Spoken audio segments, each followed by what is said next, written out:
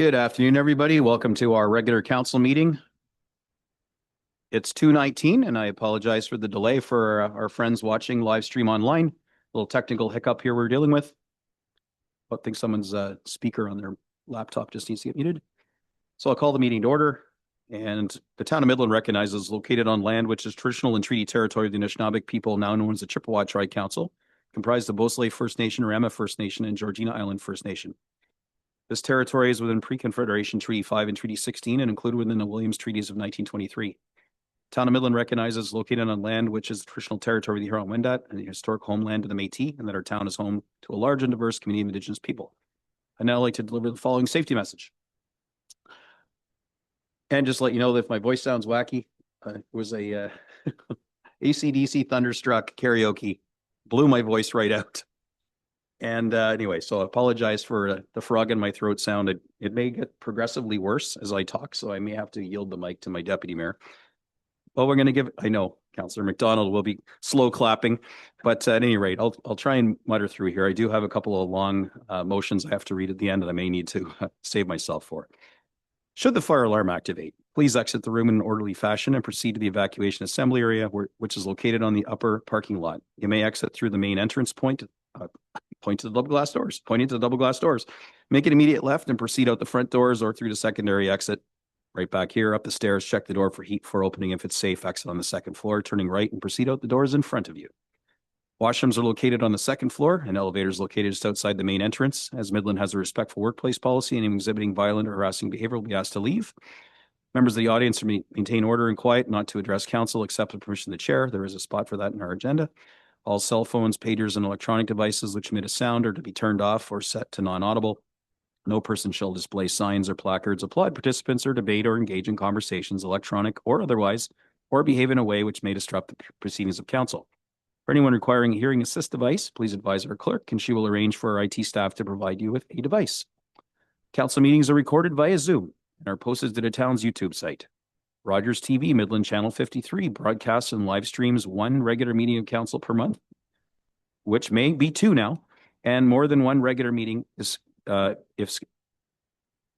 month when more than one regular meeting is scheduled. However, our change of time may alter that broadcast schedule.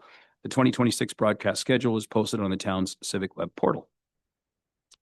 I'd like you to join me in a moment of silent reflection, and we'll get started.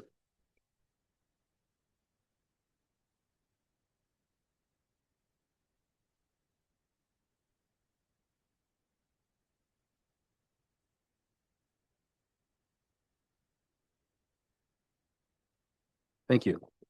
Just before we get to section 2.1, our open forum, I have a couple of special announcements to make here. This week I received, amongst my many pieces of correspondence, 2 items from the Canadian Association of Municipal Administrators, or CAMA. And it seems that we have 2 of our team that are now recipients of the Long Service Awards program. And so these awards are based on duration of full-time paid employment in municipal governance, specifically management roles such as Chief Administrative Officer and those reporting directly to them. It's my privilege to acknowledge the commitment of Chief Administrative Officer Rhonda Bunn for her remarkable 15 years of service in municipal government management roles. Congratulations, Rhonda, and well-deserved. I don't know if you get anything other than the letter and the attaboy, but did something else arrive in the mail for you? And you got a postcard or a free trip or something? No, we didn't get a free trip, but a nice certificate. So it was very nice to receive. Thank you. Thank you very much. And I had a second envelope, and I thought, well, this is funny. Why do I have 2? Well, as it turns out, we're also in the presence of a 10-year recipient, the Executive Director of Community Growth, Steve Farquharson, 10 years of service in municipal government program management roles. So congratulations, Steve. And a big thank you because for those of you who've been following along, you know, there's been some churn and reorganization in our municipality after the election, getting key people into key roles to really help us move forward in Midland and accomplish all our strategic objectives. And both of you are integral to that. Our Housing Growth Department, and of course, as the CAO, overseeing everything and trying to herd all the cats and make sure everyone's focused on the same North Star. And I don't even know how you do that every day, but Thank you both for all your dedication. And this happens every 5 years. So another 5 years, and you can expect another announcement from whoever's sitting up here at the time. So with that said, we're at 2.1 open forum. Open forum provides a 2-minute, I'm saying 2 minutes, opportunity to speak to an item on the regular council agenda. Details regarding the open forum can be found under section 9.6 of our town's procedure bylaw 2026-14. Individuals need to sign the open forum register with the clerk prior to being permitted to speak to council and must agree to the following terms set out in the town's procedure bylaw. And just to recap, that means talk to us, not the staff. We got the alligator skin. Let us have it if you need to. Open forum shall last no longer than 10 minutes in total. As a general practice, length of time each individual has to address council shall be no longer than 2 minutes. I have my quacking duck alarm that I'll start when it starts, and is at the discretion of the mayor or chair, which I do exercise my discretion, and I have done that on occasion, but I'm also being urged to stick to the procedure policy, which says 2 minutes. So that being said, I have reason to believe that we may have a member of the audience who'd like to avail themselves of this, and welcome to the podium. I'm back. Good afternoon, Mayor, Council, CAO, and Clerk. My name is Yvonne Teets of Bay Street, Midland, speaking as a concerned resident and taxpayer. I'm addressing 2 items today, CSR 2026-045, the appointment of a new external auditor, and CSR 2026-040, the 2023 consolidated financial statements. Midland's financial reporting is significantly delayed. The 2023 audited financial statements are only now being presented in April 2026, while 2024 and 2025 remain incomplete. Under the Municipal Act, the financial information return must be filed by May 31st each year. Delays risk provincial funding costs that ultimately fall on taxpayers. There are also structural concerns. The CFO treasurer role has been vacant since summer 2025, yet the 2023 statements were signed by the deputy treasurer. Combined with limited audit committee activity, just 6 meetings since 2022. This raises real questions about oversight, accountability, and internal controls. At the same time, the town reported a 9.46 million surplus in 2023, yet residents are facing higher taxes. Because reporting is late, council has not been able to make timely decisions on how that surplus could provide relief. Now the town must complete both the 2024 and 2025 audits in 2026. Bringing in a firm with a strong municipal capacity makes sense, but the timing needs explanation. Auditor rotation is expected, and the Municipal Act limits terms to 5 years. So why was this transition planned? Why wasn't this transition planned and included in the 2026 budget? And why is council now being asked to approve an additional $30,500 after the budget was already set? Approving the 2023 statements and changing auditors at the same time or same meeting raises understandable concerns. Transparency means explaining not just what is happening, but why now, and how this will strengthen oversight during the compressed audit cycle. Delays in financial reporting put real dollars at risk, dollars meant for services and infrastructure. That burden should not be downloaded onto Midland residents. Okay, sorry. Who should not be paying the price for these systemic failures. Thank you. All right, awesome. She nailed it, just Yeah. about. So now I got to try and stop this thing. It's quacking like crazy. All right. Thank you. Thank you. I was actually listening near the end of yours. Thank you. All right, council, any declarations of conflict of interest relating to today's agenda items? Seeing none, if one should arise, you know what to do. Next, I've got a motion here moved by Councillor Patel, seconded by Councillor McDonald, that the contents of this regular council meeting agenda for April 8th, 2026 be approved as amended. And I'm going to list off the amendments because there were a few. Item 5.4.5, CSR 2026-041, outdoor patio program updates, is amended in that there's additional information added to section 5 in attachment number 2. And the addition of section 6 in attachment 2. Can we do the Roman numeral stuff here, guys? Item 18.3, bylaw 2026-21, amendment to the fees and charges bylaw, additional information added to section 5. and addition to section 6. And item 5.4.6, CSR 2026-042, municipal property usage bylaw, replacement of set fines table in attachment 1, and amendment of the short title name in attachment 2, just to harmonize it. And item 18.1, bylaw 2026-19, municipal property usage bylaw. And the changes were replacement of the set fines table, amendment of the short title, and amendment of the name of the attachment. So just full disclosure on some of the changes. Councillor McDonald? Thank you, Mayor Gordon. I'm just, will we get a list of these changes? Because I won't have a chance to review them. Like, are we going to review them? I don't even know what they are. So I would be interested in having that list that you just read off sent to me. Madam Deputy Clerk, are we going to publish that on our, republish on Civic Web so people can see that?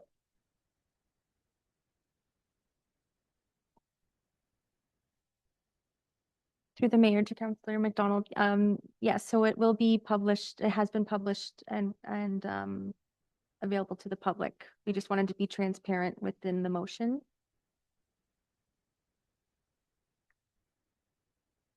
Thanks. So it's live there now. If any of these are pulled, then we can refer back to this document. Or do you need a copy of it as a reference while we're meeting today? I would appreciate a copy of what you just read off eventually. Sure. And if they're pulled, brought to our attention, then thank you. Very good. Councilor Meredith? Thank you. So you read through them pretty quick, which is great. If the reports weren't pulled, can you just let us know what if there was a bylaw updated? They weren't pulled.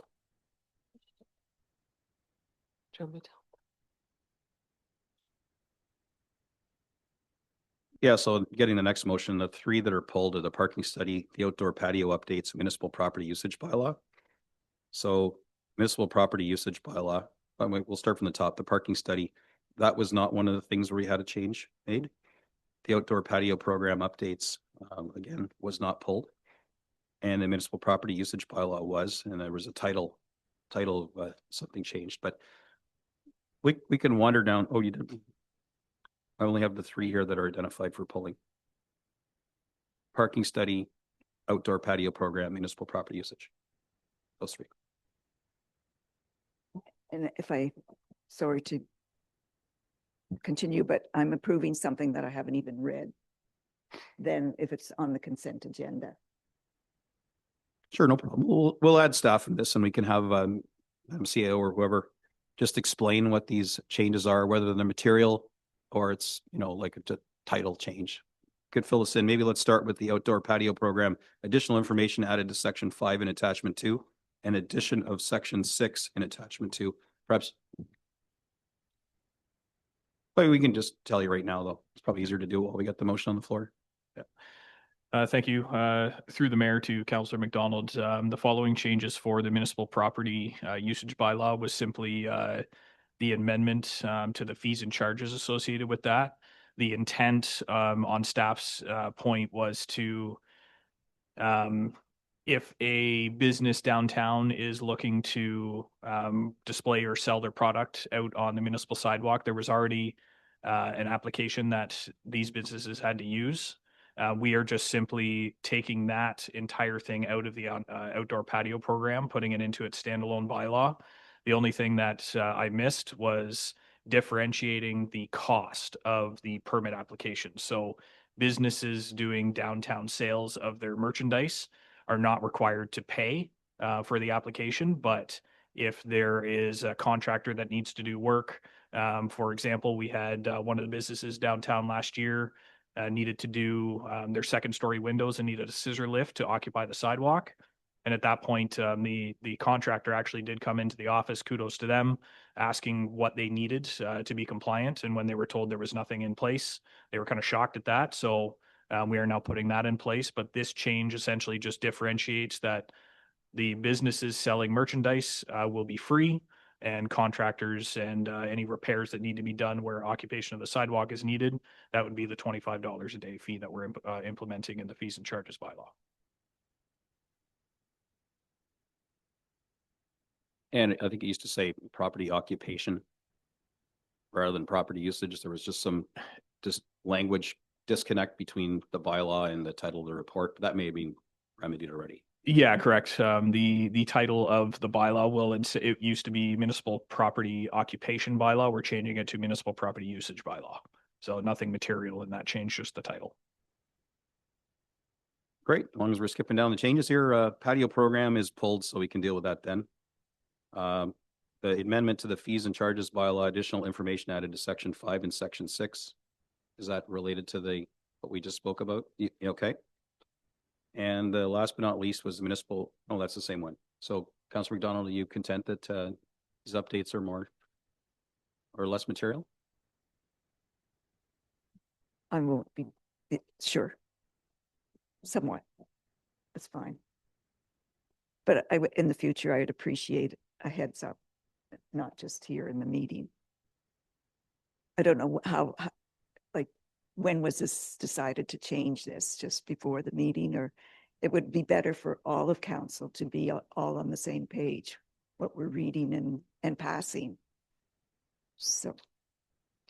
Through the chair to Councillor McDonald, these changes were made after the agenda was posted, so we have to follow this process so that, as the deputy clerk has says, we want to be as transparent as possible with any changes that we're making to an agenda that's already published.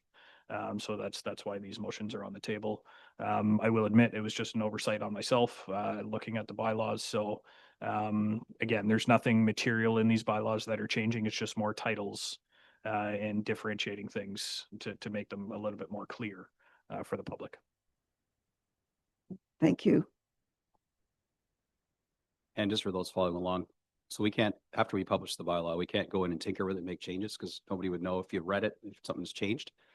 We can add things to it that maybe weren't in it. And there's a new little graphic that shows up. We don't do that very often either, where we jam something in after it's published. But when we do, there's a new, but it doesn't show a delta of a changed report, for example. There's no delta between what was published and what's added. So that's why we do this disclosure at the beginning of the meeting and then have a chat like this to satisfy everybody.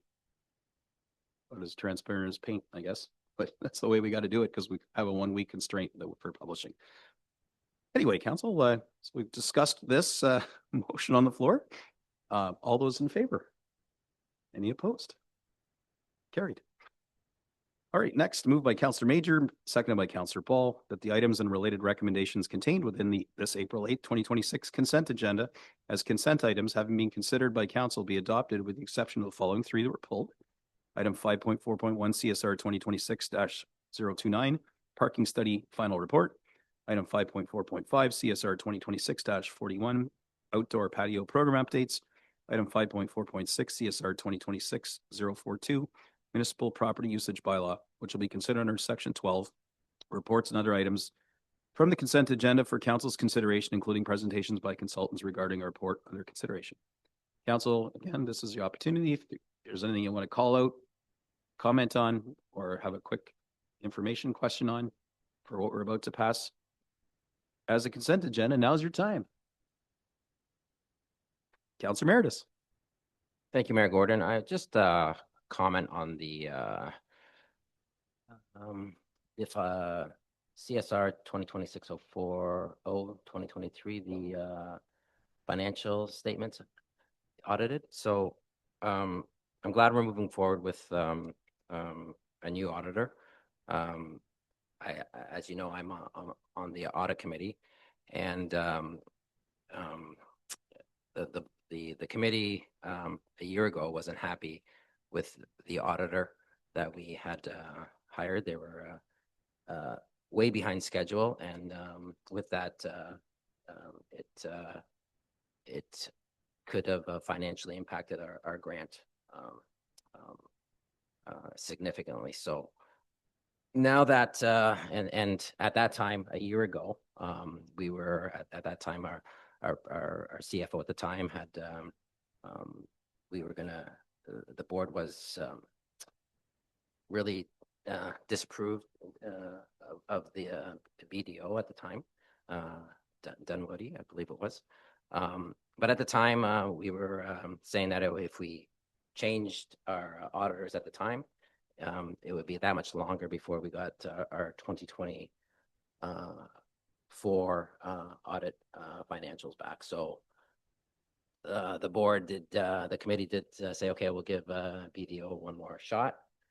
And they were supposed to be about a year ago since our last meeting, they were supposed to have 2023 financials done. So anyways, long story short, the committee did vote on parting ways, and in the report, yes, there is a $30,000 increase. But with that, we're confident that we'll get 2024 financial audit and 2025 done, hopefully by the end of this year. So we were pleased with that information. Staff were in contact with the new potential auditor at the time, so anyways, we were briefed on that at the audit committee, and we're looking forward to the new auditors.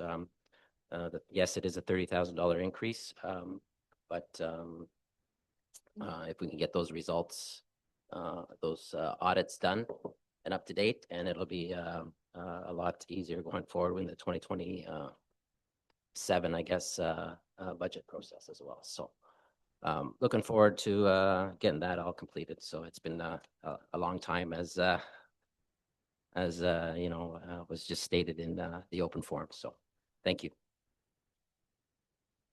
Thanks. And that's just to add on to that. This has been a ghost, an elusive ghost we've been chasing all term to get these FIRs caught up.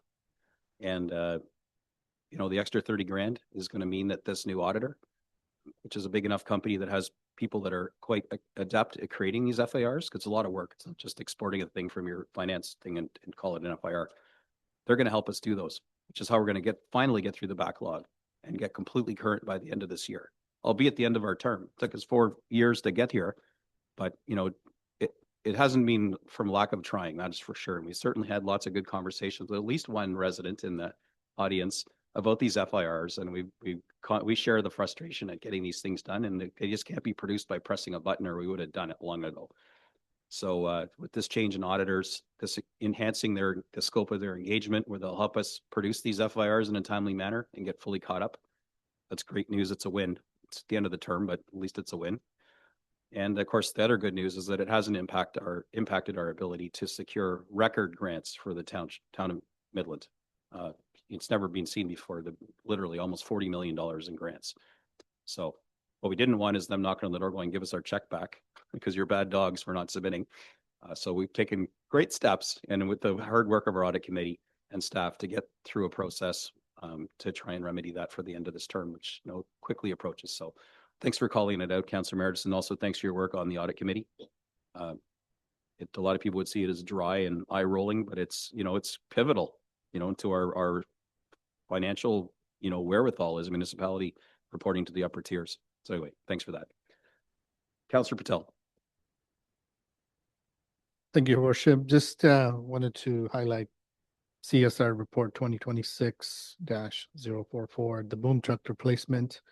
I want to thank Mr. Sobel for finding a deal on the boom truck and saving basically $300,000 to replace a similar truck that he's found, and we're approving it. I had my first meeting with the BIA, and they're quite happy with the purchase. I highlighted to them that the reason being, there was some gaps in taking down the Christmas decorations was because we didn't have a boom truck. And they also noticed that I guess we borrowed the Penetank's boom truck to take down decorations. So I learned that we had to borrow from the neighbors, and which we won't have to going forward. There was a couple other things that I guess they're pulled in the report anyways that was going to impact the BIA, and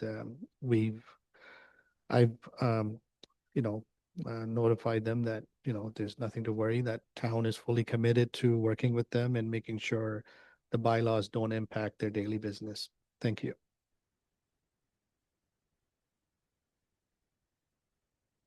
Right on. I'll just do a quick call out to Kathy Wolfer from the Georgian Bay Cancer Support Center, hosting the Butter Tart Classic Pickleball Tournament this year again. And so that's June 13th and 14th. And happy to provide some in-kind support by waiving some fees for them for accomplishing that. So looking forward to butter tart season. Hopefully there will be no snow left anywhere except maybe, Mount St. Midland. But man, oh man, what a winter we've had. So I am looking forward to butter tart in June. Anyway, folks, that about covers it. There's some other stuff on the consent agenda, but again, if anyone has questions, comments, concerns about it, feel free to reach out to your council anytime, and we're happy to review things that we didn't pull out and talk today about. So, council, with that, the motion's still on the floor. All those in favor? Any opposed? It's carried. All right, next moved by Councillor Meredith, seconded by Councillor Bald, that council resolves into the committee of the whole. All those in favor? Opposed? Carried. We are in committee of the whole, passing it over to Deputy Clerk. Or Deputy Mayor, sorry. Congratulations, Deputy Clerk. You're going to run committee of the whole today. Deputy somebody.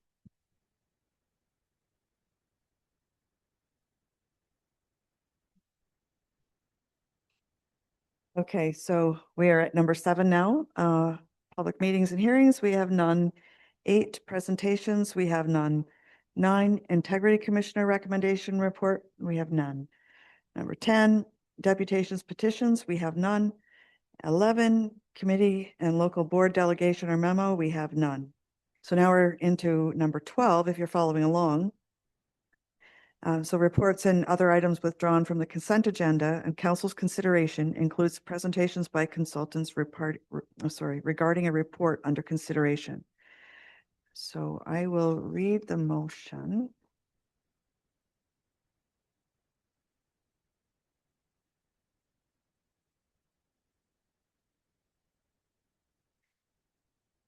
The staff report CSR 2026 38 tourism strategy dated April 8th, 2026 be received, and that the attached tourism strategy prepared by Banneken be approved, and that council direct staff to implement the tourism strategy, and that council approve allocating 49,500 from the MAT reserve toward the initial implementation of the tourism strategy. Could I have a mover and a seconder, please, to put this on the floor?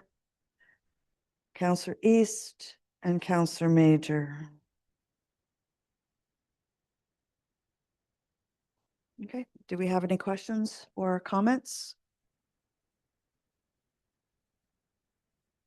Seeing none, I will call the vote. Oh, okay. I'm lost.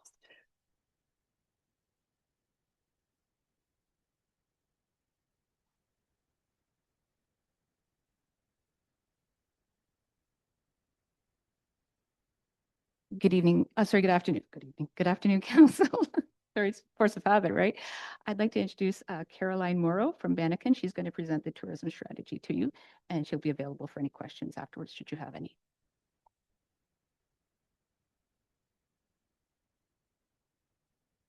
Hello, am I good to go? Can you hear You're me? good to go. Okay. Welcome. Thank you.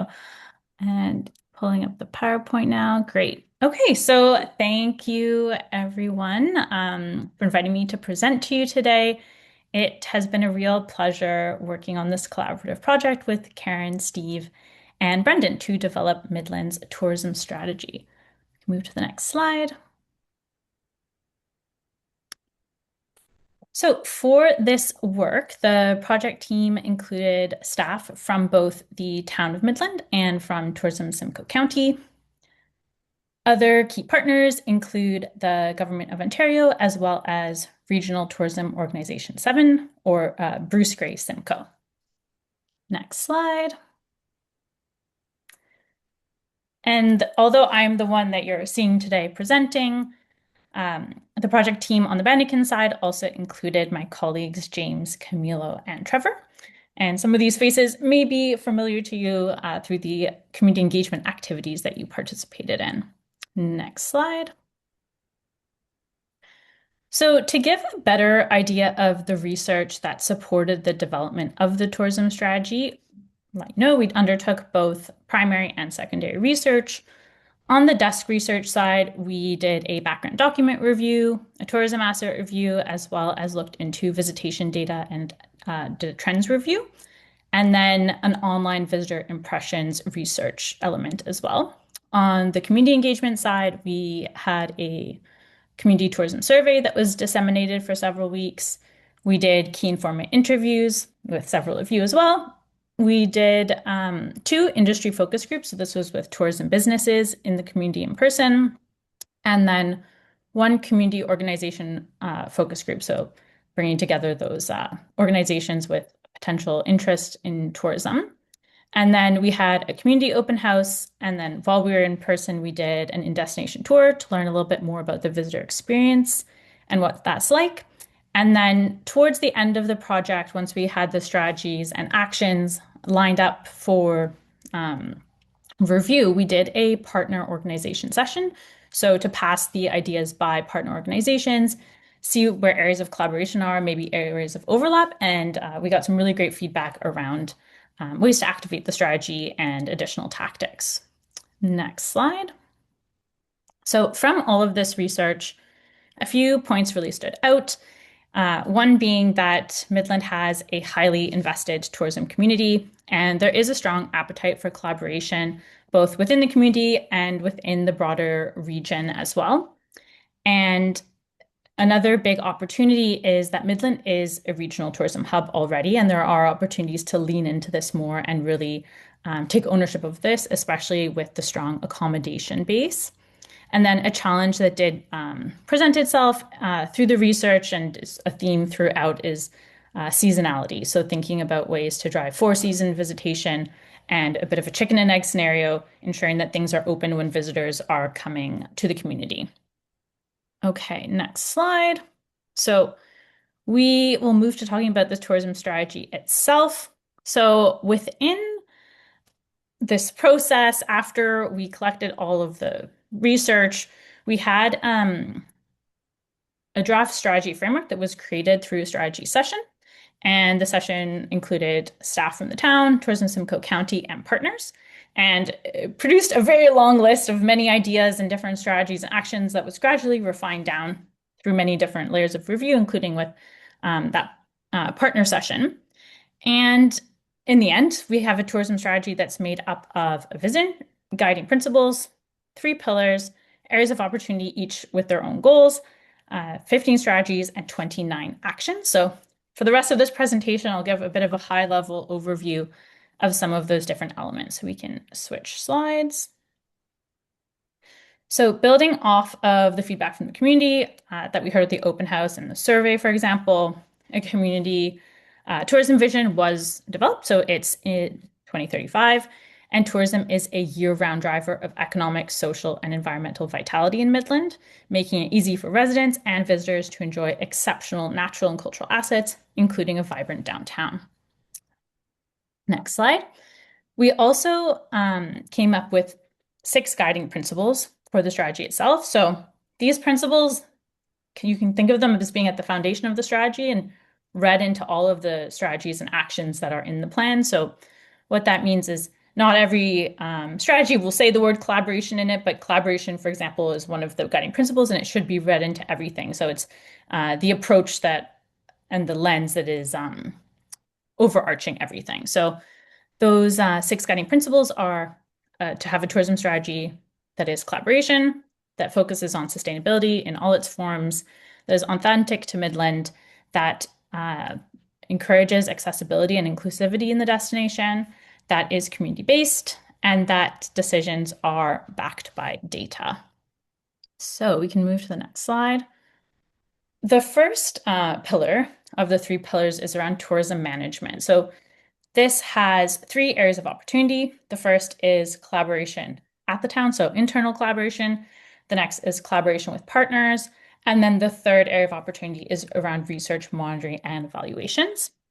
So if we go to the next slide, we can see the first area of opportunity. So this one is made up of 3 strategies, 6 actions, and the goal for this is that links and impacts to tourism are considered across all municipal departments.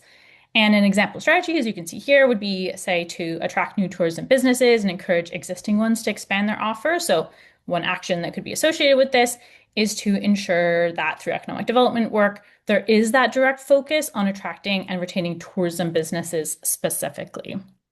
Next slide. So the next area of opportunity is that external collaboration, so collaboration with partners.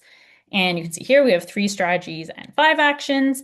And the goal for this is that the distribution of tourism development, management, and marketing, and all those efforts within it is effective and efficient, benefiting Midland as well as neighboring destinations. And we did hear loud and clear talking to people that there's a real need to formalize tourism roles across these different layers and organizations because there are some overlaps. So a key action, for example, for activating this area of opportunity is to form a North Simcoe Tourism Working Group that brings together these different organizations so those roles, responsibilities, and how collaboration takes shape is clearly laid out. And then moving on, the last area of opportunity within this first pillar, you can move to the next slide, is research, monitoring, and evaluation. So this has 2 strategies and 4 actions, and the goal is that the right data is available to be able to make informed decisions around destination development management and marketing. And we did hear from people in the community and industry that they do want to be involved and connected to tourism decisions and information moving forward. So an action related to this is to develop those processes and report back tools in a consistent and predictable way. Okay, moving through this to the next slide, to Pillar B. So Pillar B is around tourism development. So this is building up tourism. We're managing it before, now we're building it up with this pillar. So we have 2 areas of opportunity. The first is networking, training, and support. And the second is new and enhanced product. So if we go to the next slide, for this first area of opportunity, networking, training, and support, the goal is for businesses and related organizations to be connected and to have financial and technical supports that they need to be able to contribute to tourism and help to grow it. So the main strategy associated with this is that we want to create opportunities to bring the tourism industry together, to support that networking, to support that training, and to help to foster collaboration. And to do this, hosting sessions and sharing training tools are key actions. Okay, moving on to the next slide, we have new and enhanced products. So this is a big one. This is the sorts of activities and experiences that visitors are engaging in. For this, we have 2 strategies and 5 actions. And the goal is that no matter the time of year or the time of day that a visitor comes to Midland, it's easy for them to have a memorable experience and make the most of their visit. So this, for example, might mean investing in infrastructure as well as programming. So have the structures in place, but also the activation of those structures to revitalize Midland's key tourism assets. And an example action of how this could be done is to continue working with partners on placemaking and beautification initiatives. Okay, moving into the last pillar, next slide, which is Pillar C, so communications. And the communications pillar is divided into 2 big areas of opportunity. The first is marketing, so trying to attract visitors to Midland and visitors with shared values, for example. And then the second is in-destination information sharing, so making sure once they're actually here that they have the information they need to make the most of their visit. So we can go to the next slide. On the marketing side, so we have 2 strategies and 5 actions. The main goal is that we want Midland to be top of mind amongst potential visitors as the ideal base for exploring Georgian Bay.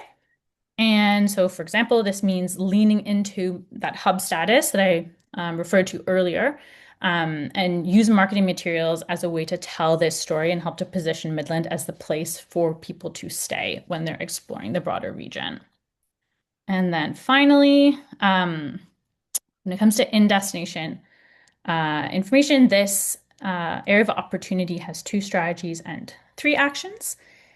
And for this, the main goal is that we want all visitors to Midland to have the information they need to connect with what makes the destination special. So through conversations they're having with people, through signs that they're reading, through any of the ways that they're gathering that information. So an action would be, say, improving signage, whether that's gateway signage or interpretive signage along trails. So that is a very quick overview of the strategy itself and the key strategies and actions contained within it. So we can just move to the last slide. Just a thank you for your attention and the opportunity to contribute to this exciting project. And it really was an absolute pleasure to be able to collaborate with Karen, Steve, and Brendan. And I'll stay on in case there are any questions. Thank you for that presentation. It was very insightful. I'm going to open the floor for any comments or questions. Counselor Ball. Thank you. I do like the idea of this working group being formed. I think collaboration is the most important thing for our tourism strategy. I'm just wondering, it was a little, I guess, vague if you consulted with these partners, not the partners you're listed, Bray, Simcoe, Town of Midland, County of Simcoe. I'm talking about the partners you're listing in the working group as essential, like BIA, Route 93, I'd say the Cultural Center, any of the museums. Did you speak with them during the development of these strategies? Through you, Deputy Mayor, to Councillor Jean Lee Ball. Yes, really great question, and can confirm that we spoke to them in a few different ways. So some were in person when we were visiting different areas, and then others were through that partner session that I mentioned. So in the session, we had a diversity of different partners. So for example, from parks in the area to the museum, to the BIA, the chamber. We had everybody coming in the room that we could think of that touches tourism in some way. And then everyone was talking about even everything from the different data they have that they might be able to share, how they could help to support implementing the strategy. So it was really well received, the different actions and strategies. And most of the conversation was actually about how we can work together to implement it, and having some sort of a formal structure was a key part of that. So there are those touch points over time where the group can come back together and check in and make sure that everyone is moving together in coordinated way and not duplicating work. Thank you. I'm glad that we're implementing that at every step of the process.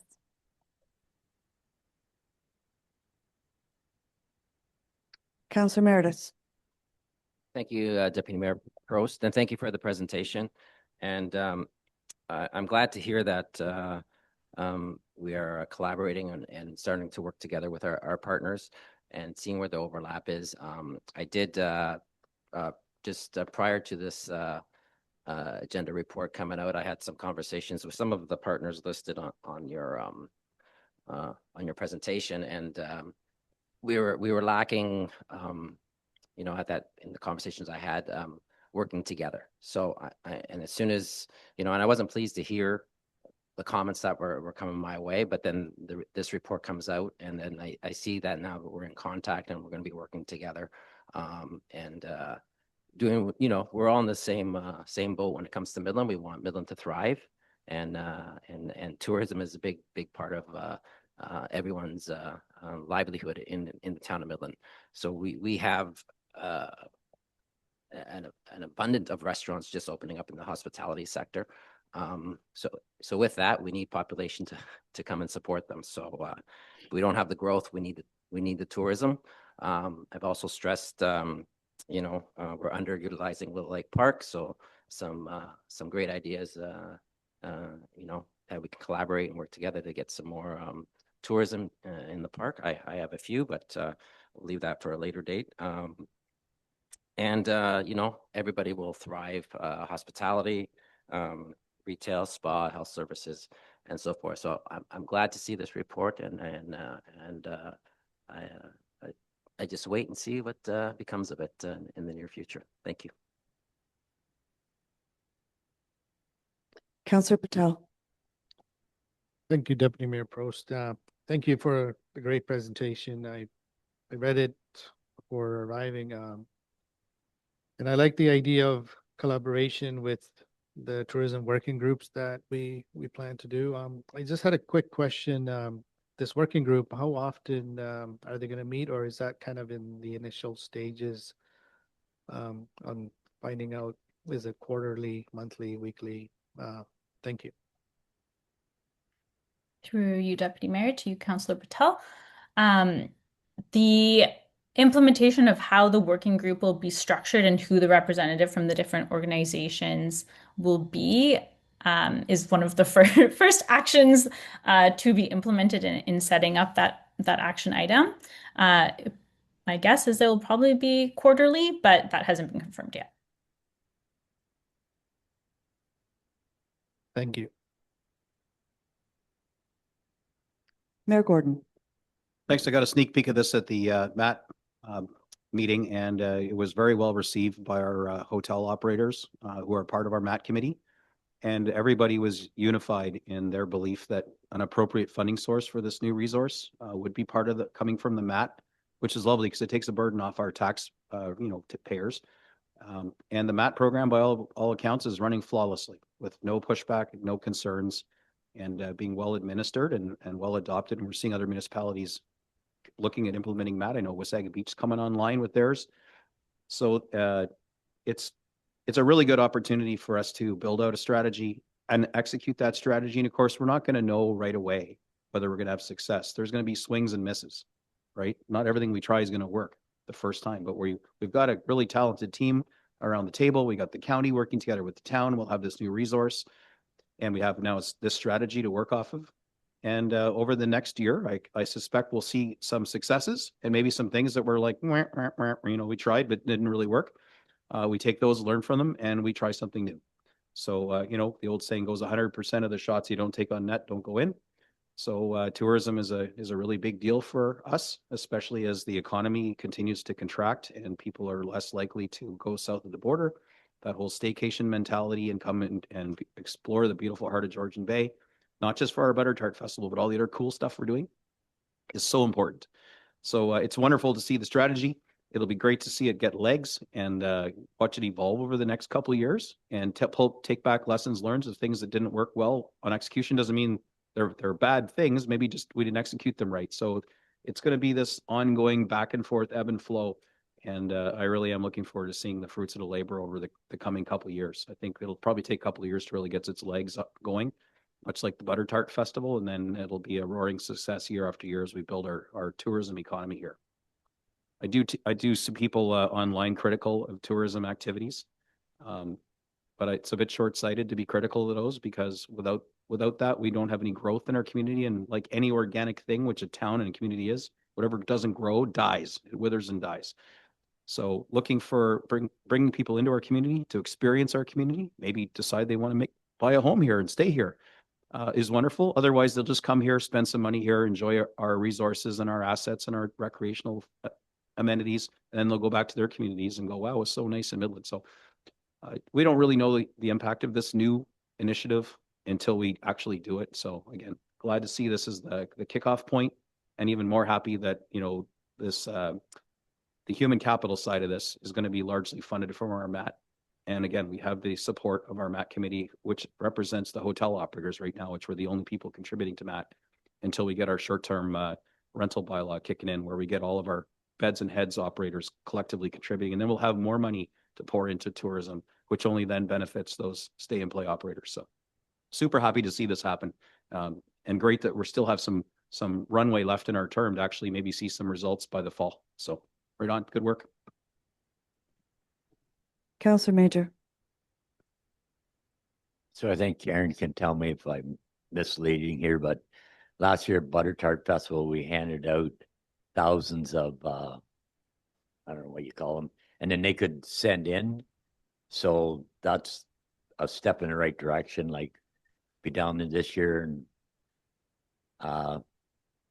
get 100 at a time and try and do 1,000. And I found last year when I did it, I went to the front of the longest line all the time. So I think in a few hours I did 900. So I'll put the challenge out to anyone else from council that's going down there that morning. But I think that really turned out good. The only thing, and I said last year to you, is people asked me, well, what can I win?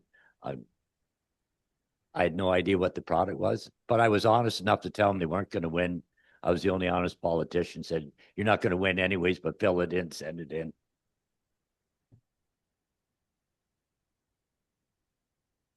Counselor McDonald. Thank you, Deputy Mayor Prost, and thank you for the presentation.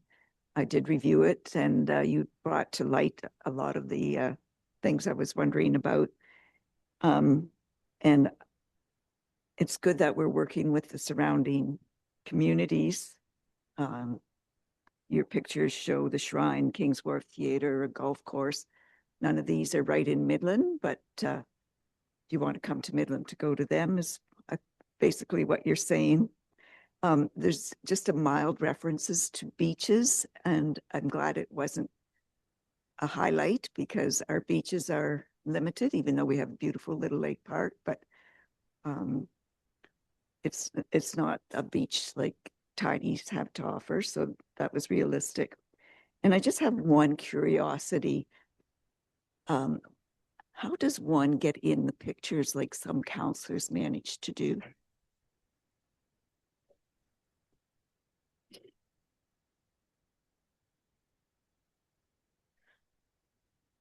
I don't know if I can answer that. We were given a folder of photos from which the designer selected, so it's up to the discretion of the designer who can make an appearance. Thank Butter you. tarts also help, just saying. Thank you.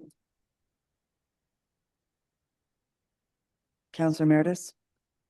Thank you, Deputy Mayor Prost. I just have one other question of under the financial impact of in the report. It basically said we originally comprised 30K from the tax supported reserves, but we got a increase in contribution from so I'm understanding that there's nothing for the 2026 budget. Is anything coming out of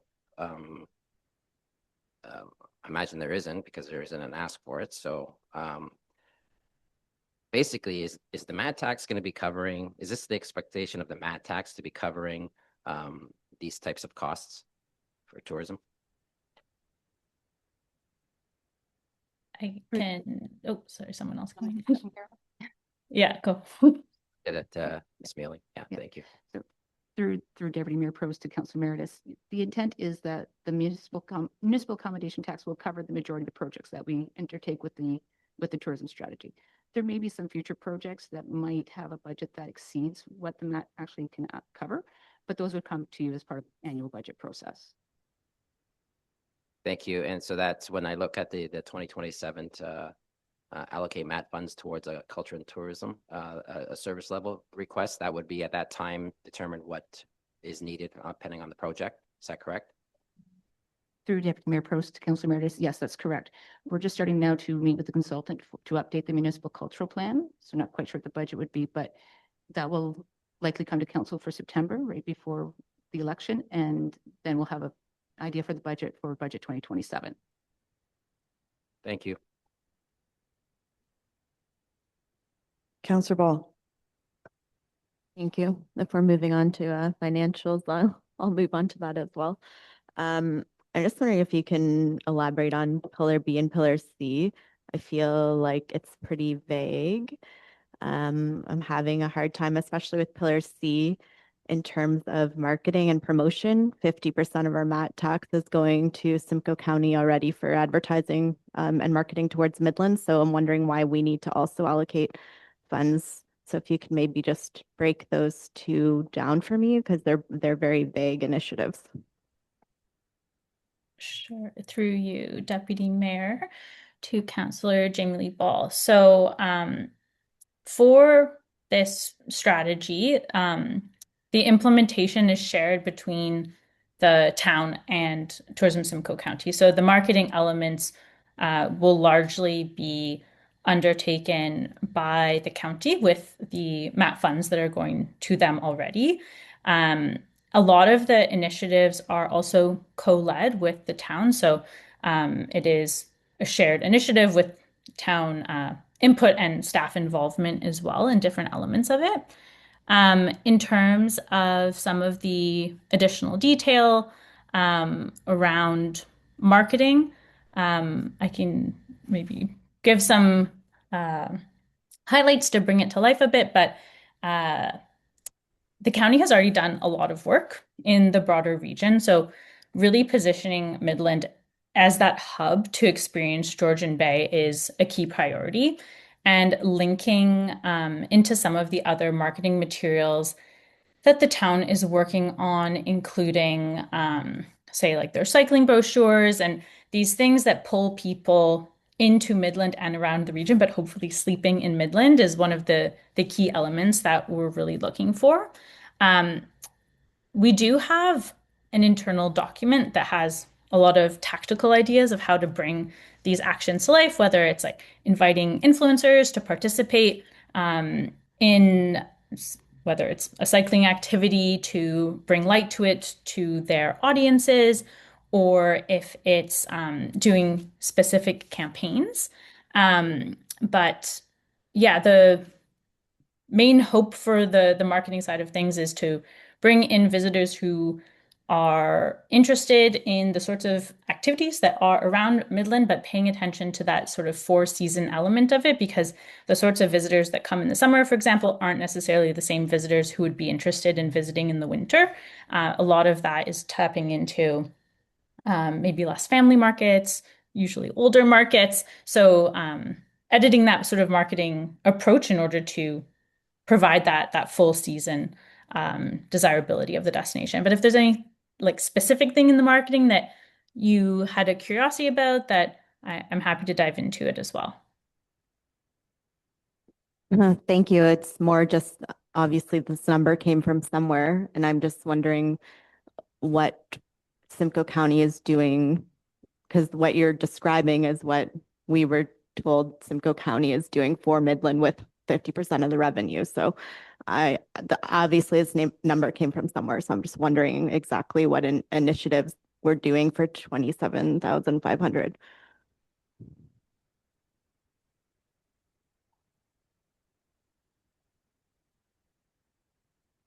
Karen, I don't know if there's something specific that you have to add around that. I can't see you, but So through Deputy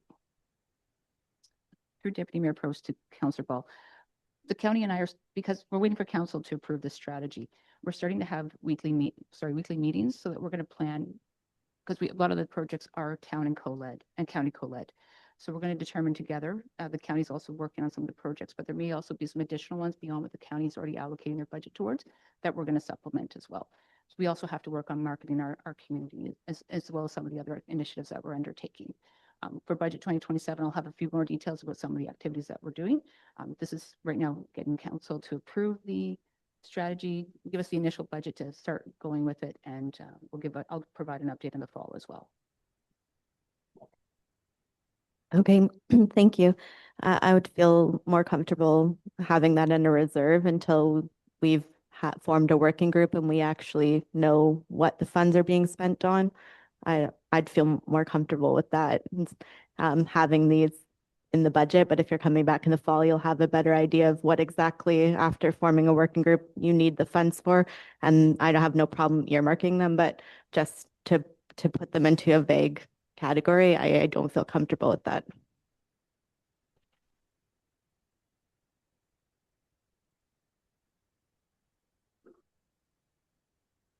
Okay, if council has asked all their questions for clarification, do you want me to read the motion again? It's been a bit. The staff report CSR 2026-38 tourism strategy dated April 7th, 2026 be received, and that the attached tourism strategy prepared by Banneken be approved, and that council directs staff to implement the tourism strategy, and that council approve allocating 49,500 from the MAT reserve toward the initial implementation of the tourism strategy. So we've had our conversation. All in favor? Opposed? That's carried.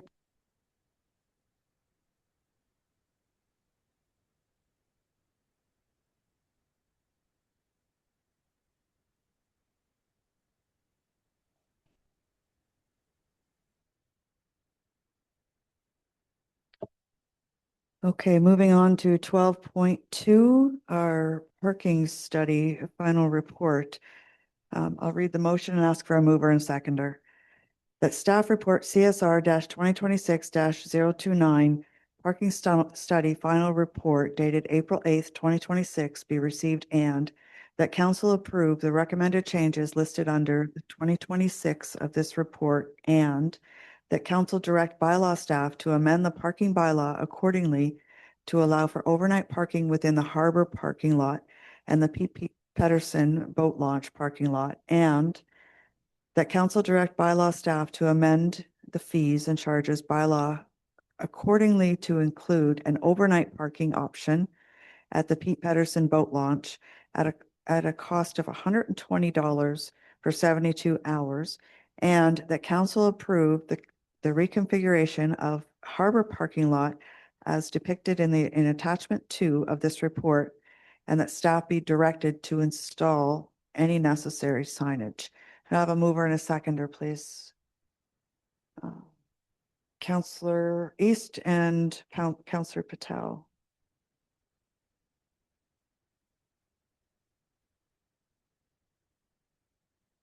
Councillor Meredith. Thank you. Before we get in discussion, I'd like to amend motion number 3. Is this the time to amend that motion? Motion number 3, and have staff come back at a later time with multiple options for overnight parking and the fee structure. Does that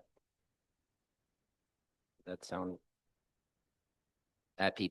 Pearson boat launch? So instead of having the 120 for 72 hours, I did talk with staff briefly about this, and I'd like just to amend the motion number 3 and have staff come back at a later time. So it won't be. Is council in favor of the amendment?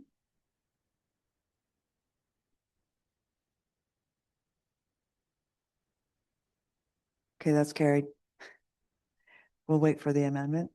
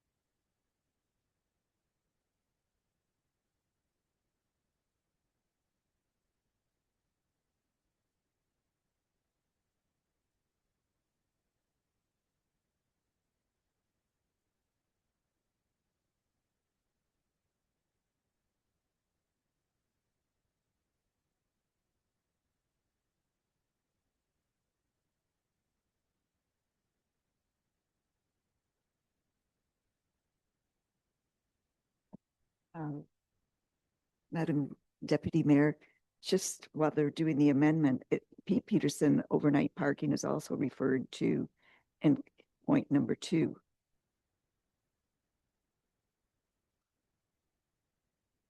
So to amend the parking bylaw according to allow for overnight parking.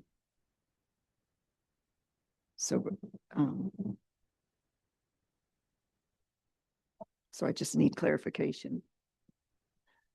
Through the deputy mayor to Councilor McDonald. So the number 2 would have to happen in order for us to change the fee structure, because currently we do not allow for any overnight parking anywhere in our parking lots, whether it's the boat launch or the harbor. So number 2 is opening that up, which would be one amendment to the parking bylaw to allow for that. And then number 3 would be the associated fee structure that's going to coincide with the Pete Peterson boat launch. So there could be changes to the daily rates as well. And staff will provide councils a couple different options of what we could look at for this coming year. Thank you.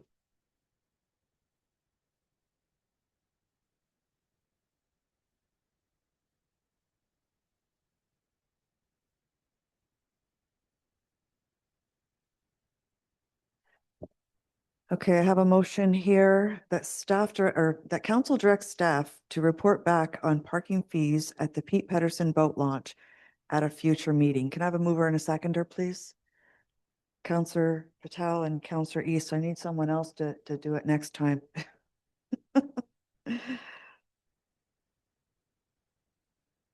Okay, all in favor? Opposed? Okay, that's carried.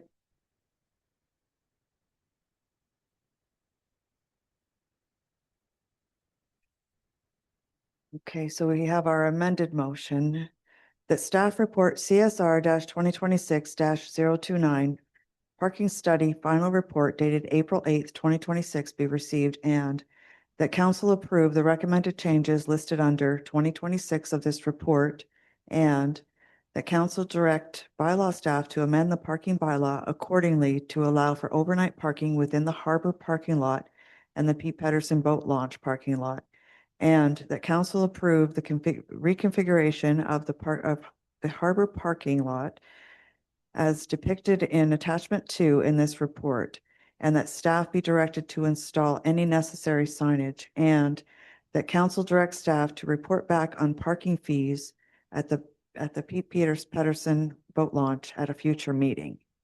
So can I have a mover and a seconder to put that on? I guess moved by Councillor Meredith. Councillor McDonald.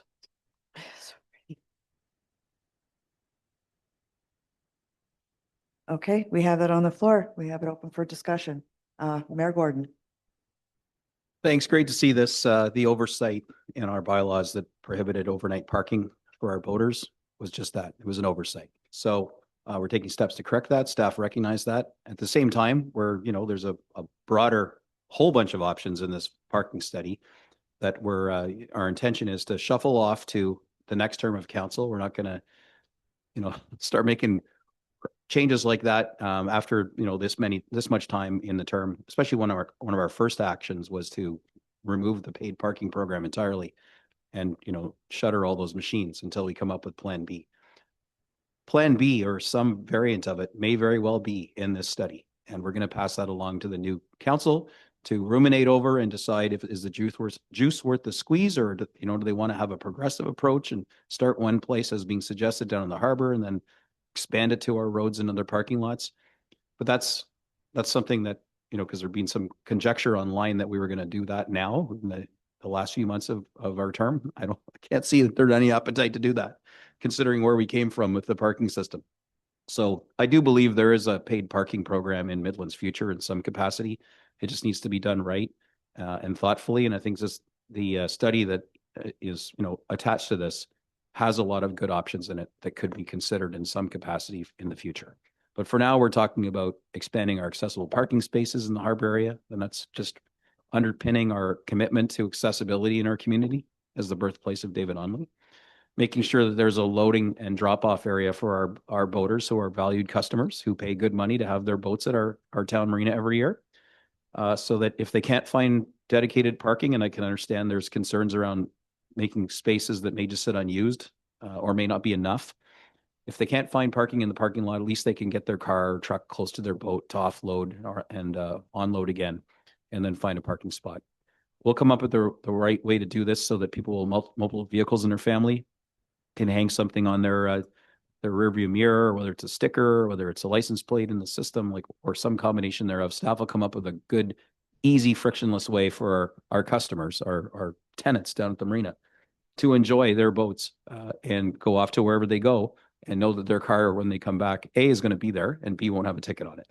So I'm glad that these amendments are on the floor, and I'm happy to see this report and to put anyone's mind at ease. I don't believe there's any appetite by this council to revisit paid parking in totality in our community and what's remaining of this term.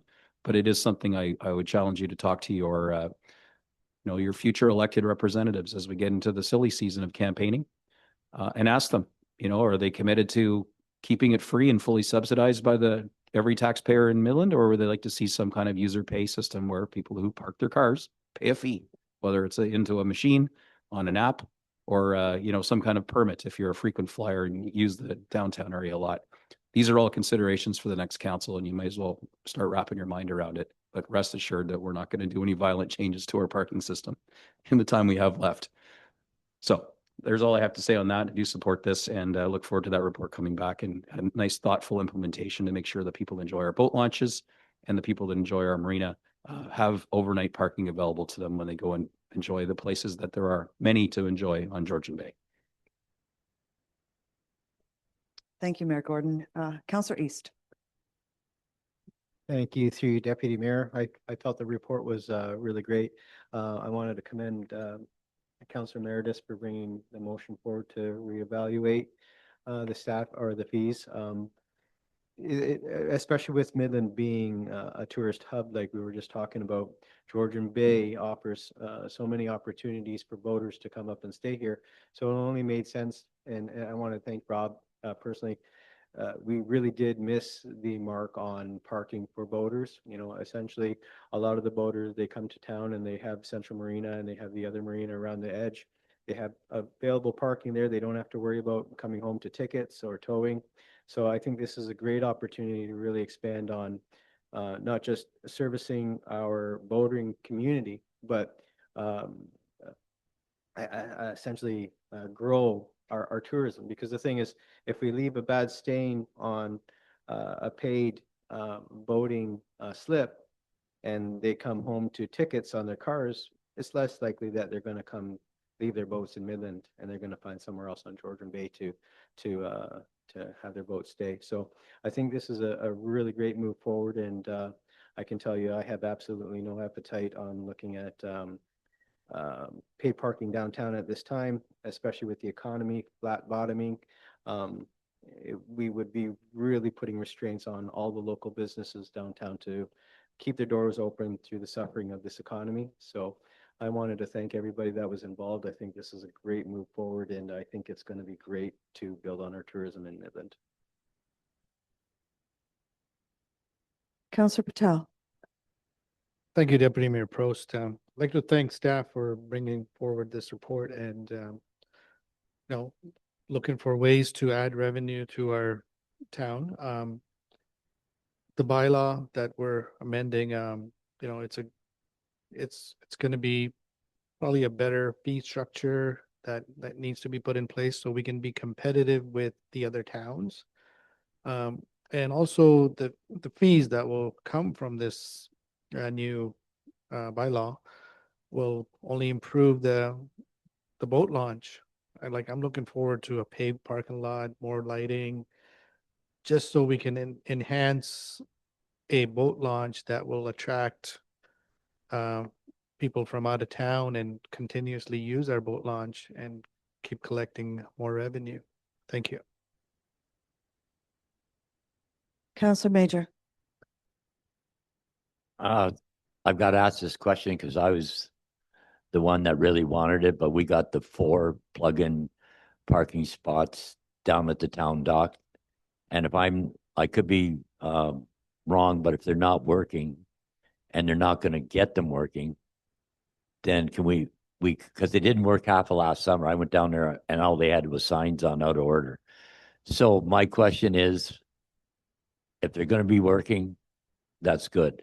If they're not going to be working, get a hold of the company and then just put out of order. And then there's 4 parking spots we can't use because you can't plug your vehicle in if they don't work. And as far as I could be wrong on this, but as far as I know, they don't work. So either they get it going or we just take them out of service and let anyone park there on a need-to basis.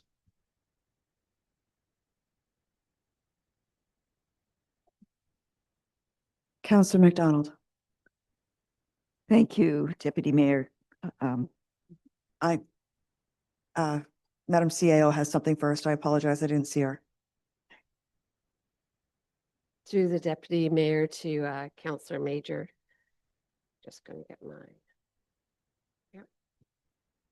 So at this time, actually, there is an issue with the electrical down there, and NT Power is working on it right now, and they're trying to figure it out.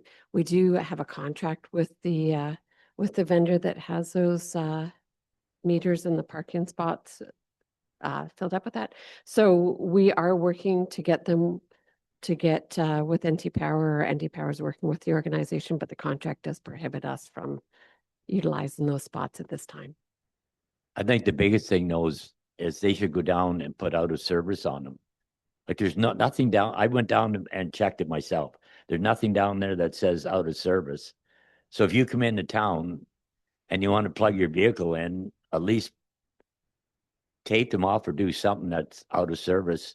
And then if they're never getting it going, then I guess Rob and I'll figure out what we're going to do next with the four parking spots. Nothing right away, Rob. We don't have to worry about it. But like I say, if they're not working, at least put signage on them, so people that go down there know that they're not working.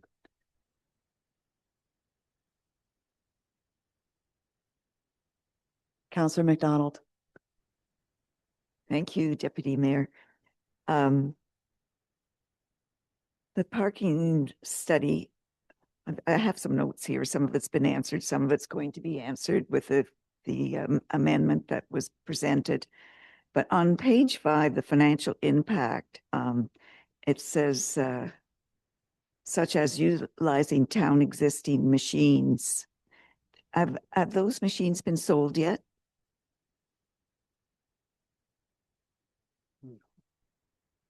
Through you, Madam Chair. So we've sold some of our parking machines, I believe, to the city of Aurelia. We've had discussions with another municipality on selling some of the additional machines to them. But they have not proceeded. We gave them a number, we went kind of back and forth, and then they didn't come back to us to request for additional purchase. So we have been trying to reach back out to that municipality to see if there's interest, but to date, we haven't sold all of them. We still have quite a bit of the machines still available, but we are still actively trying to sell them off. Yes, thank you. It's disappointing, but such it is. So the short term, it leaves free parking, and there was a note that there's strong preference at all the community or input things, that a strong preference to free parking, which I'm in support of. I need clarification on the parking pass, $100 overnight. Oh, that was on page 27, I believe. Is that the one that was it downtown? Just a minute. Sorry, through Deputy Mayor to Councillor McDonald, can you clarify is that in the RJ Burnside report, or is that, I believe that might be in the RJ Burnside report for like a residential overnight pass downtown? I believe Yes. that's all the way into the medium term recommendations that they had provided. So not something that we're considering or recommending within the next 5 years or so. Okay. All right, I'll wait for the revised version. So yeah, it was I'll have to be, thank you. I'll leave it at that. Councillor Meredith. Thank you, Deputy Mayor Prost, and thanks to staff for the last day, and actually going today for answering my emails back and forth and and my concerns, and right up into this meeting we were trying to hash it out as well. So I just want to make it clear that to the voters at the harbor, if they're listening right now, because I got several phone call or emails and a few phone calls on people thought we were charging for parking at our harbor. So And that's not the case at all. And I'm hoping that, in 2027, should some of us not be in our seats, that we get this right and we treat our harbor, the Midland Harbor boaters or seasonal slip boaters that contribute to our community, that you treat them fairly and above the rest. They are a paying customer, and we want to keep our customers, and we want to have our harbor at full capacity and use every thing that we can offer as a town to be advantageous over the the other marinas in the area. So, but I think we're going in the right direction here, and when the paid parking, if it comes back in, the harbor was in the report. It's one of the heavily used parking lot areas in our community. So although we have the harbor there as well, and we're going to have some parking issues down there, but our boaters should be first and foremost. Thank you.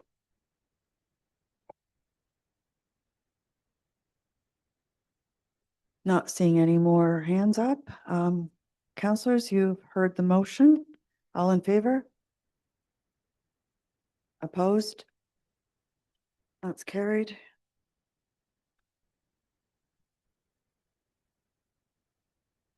Moving on to 12.3.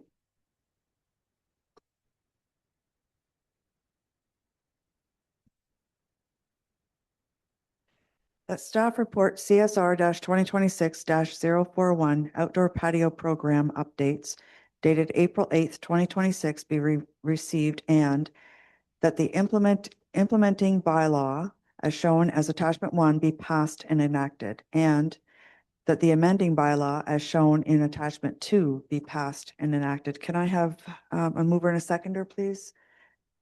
Councillor McDonald and Councillor Major.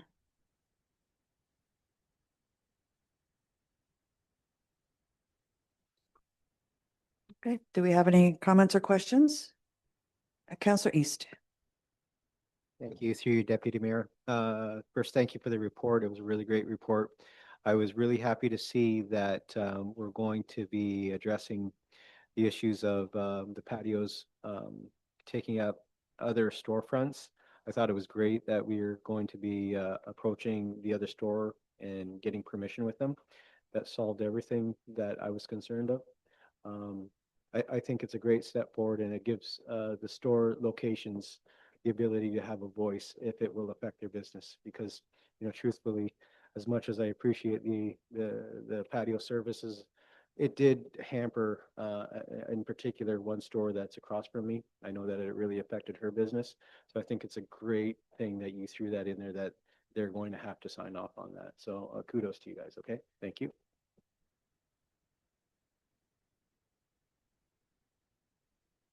Councillor McDonald. Thank you, Deputy Mayor. So from this report, I was glad the BIA was consulted and they approved of it. And from what I understand, the $500 fee, if it's the first time you're going to put up a patio, there's no charge for that. And BIA was good with that? Of course. Okay. I was surprised to read that they're expected to remove all the patios for 7 days prior to the Butter Tart Festival. That's a week. So the weekend before the festival, they can't have their patios out.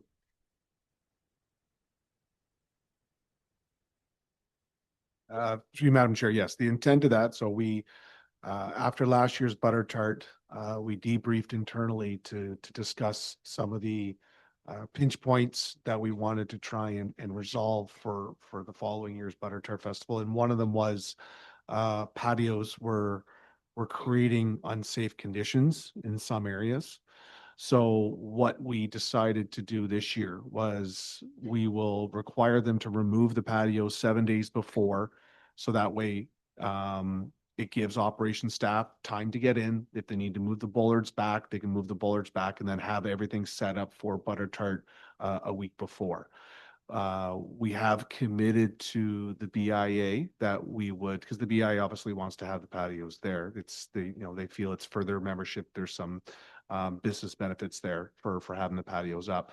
We've committed to the BIA that we will meet with them in probably about the fall, after we have our debrief again after this year's festival, to see kind of if there's any improvements we can do to discuss inclusion of patios during butter tart in 2027. So we're not shutting it completely that, they're not going to be allowed to have the patios there in 2027, but we are open to having that discussion with the BIA, with staff, operations planning, bylaw, tourism. So that way we can ensure that if there's options that the BIA want to present to town staff for consideration for 2027 to relieve those safety concerns, that they've got plenty of time to present that to town staff. But go back to your point about 7 days. The intent is to make sure that we're not running into last minute to try and have the patios removed. So it gives the operations staff plenty of time. If a business runs into something where hey, I got to do it 6 days before, then they can contact us and we can go, we can assist them in that. But the idea is to try and give staff ample time to ensure that the main street is ready for butter tart. Thank you. Councillor Patel. Thank you, Deputy Mayor. Just to provide a little bit more depth, in our meeting yesterday with BIA, we discussed this as well.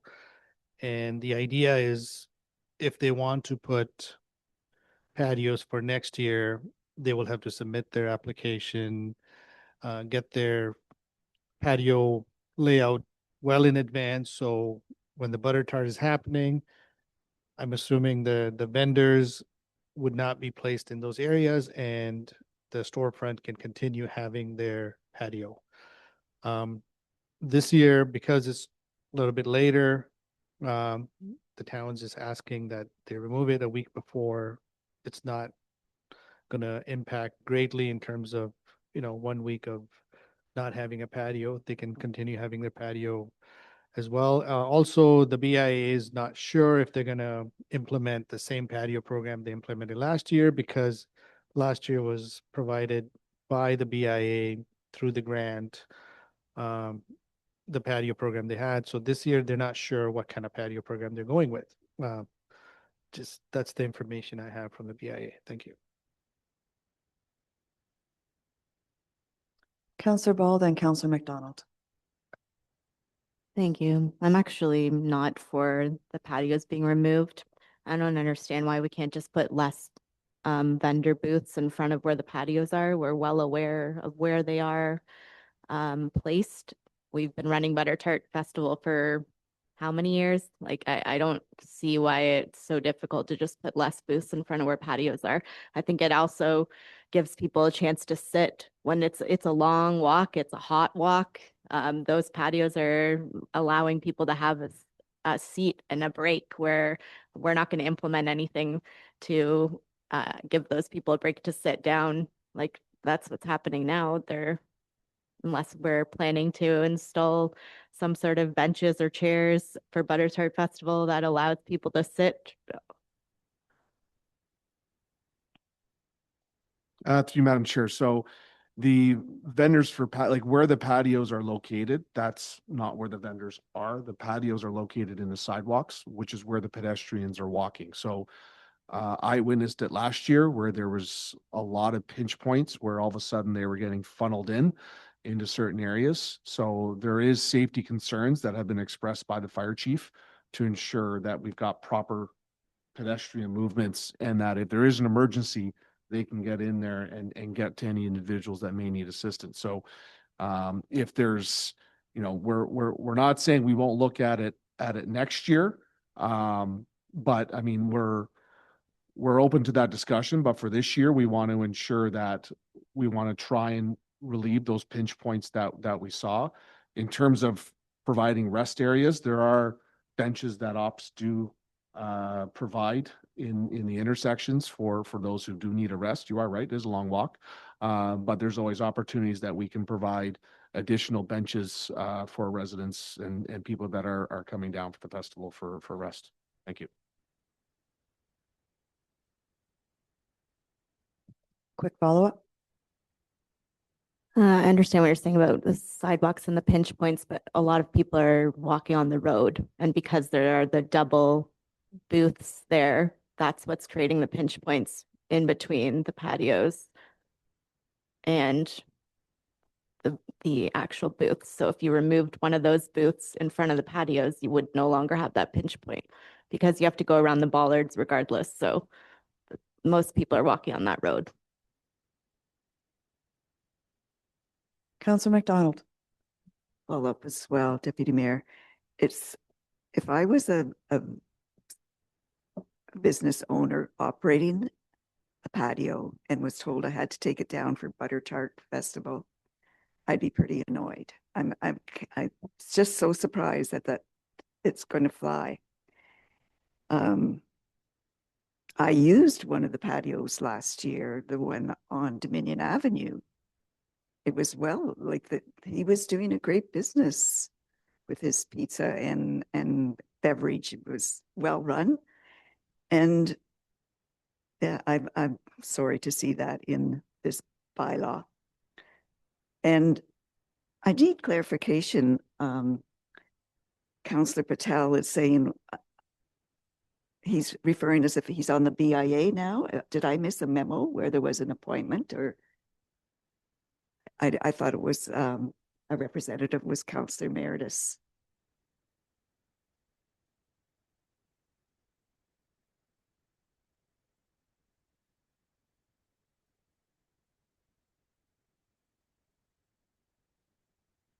Councillor Meredith.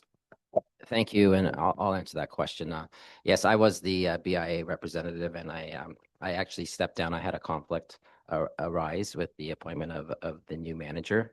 The BIA has been struggling to find a manager for quite some time, and I had a conflict. So, and it was advised for me to step away for the remainder of this term until they can find a full-time manager coming in. The manager right now is on contract, and I have a direct relation with the manager as we speak. So I suggested to Mayor Gordon that Mr. Patel, if he could take my place, and I left it in Mayor Gordon's hands after that. So along with staff.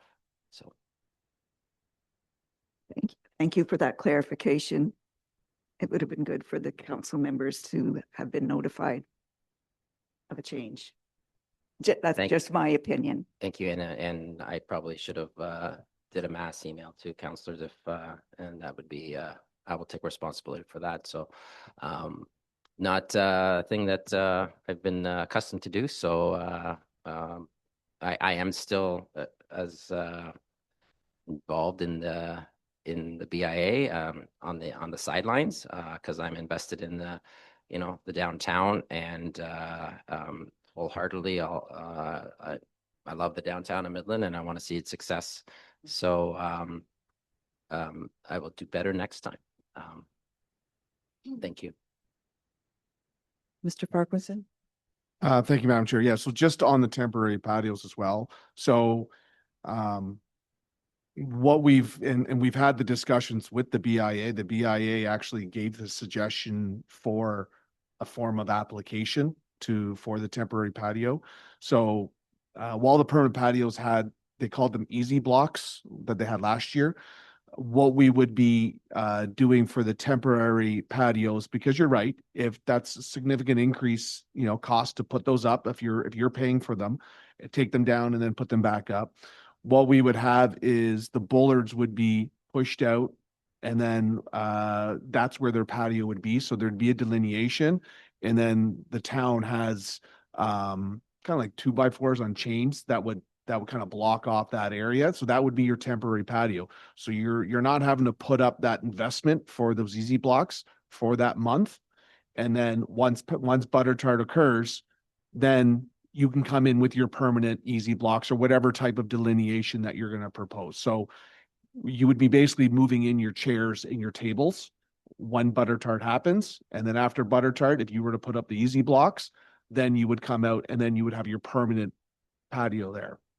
So I don't know if that answers your question about the cost. So, but I do understand, yes. And that's something that when Rob and I were looking at it and talking to the BIA, that's what we suggest to them is maybe we push out the bullards and then you can delineate and that's your patio, and the BIA seems supportive of that. Thank you. Councillor Ball? I would like to amend the motion to get rid of that 7-day patio. I think the patio should stay. I think we should be able to figure it out for business owners. That sounds more costly and I just don't even understand the logic to try and get temporary patios and put them down and then put your patio up. Like we can figure out a solution, I think, without having them do that. So you, Madam Chair, the other option is not to permit them at all either. And that was that was kind of the compromise we came with the BIA, was to allow for them for a month and then the 7 days. So the BIA is behind this, provided that we do have the discussion with them for 2027. So, and not allowing them this year is for safety reasons. Every year the Butter Tart Festival gets bigger and bigger. And if we're eliminating vendors as part of the Butter Tart Festival, those vendors pay for that. They help fund that festival to occur. And that's our signature festival. So staff would rather have no patios for that 1 day or 7 days leading up to it, and then lose some of our additional vendors as part of that event. So it's not just, like I said, it's not to say we're not going to look at this next year. And we've already talked to the BIA about it. But we think that this would be a good, compromise with the BIA to not allow them this year, but then revisit it in the fall and then have further discussions with them. Thank you. Councillor Meredith?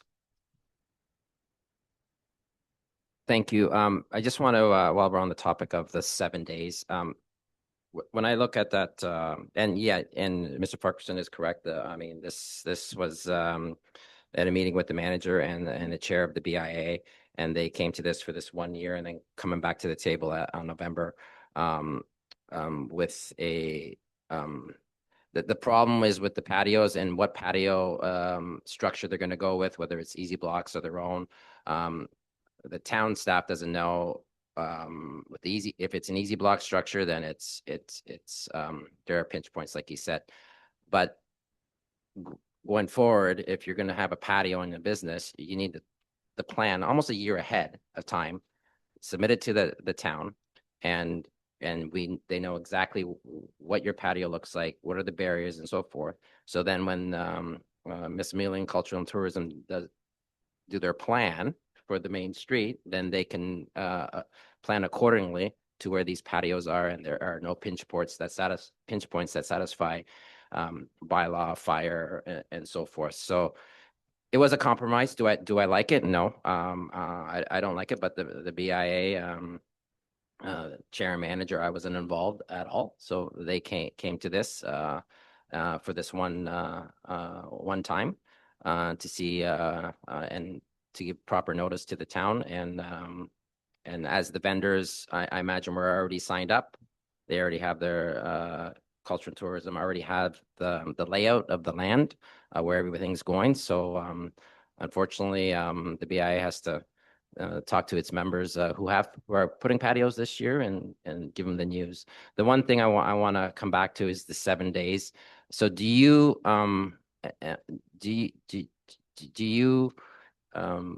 think that the operations is going to be down there on a Saturday, the Saturday before, because it's 7 days, taking out bollards?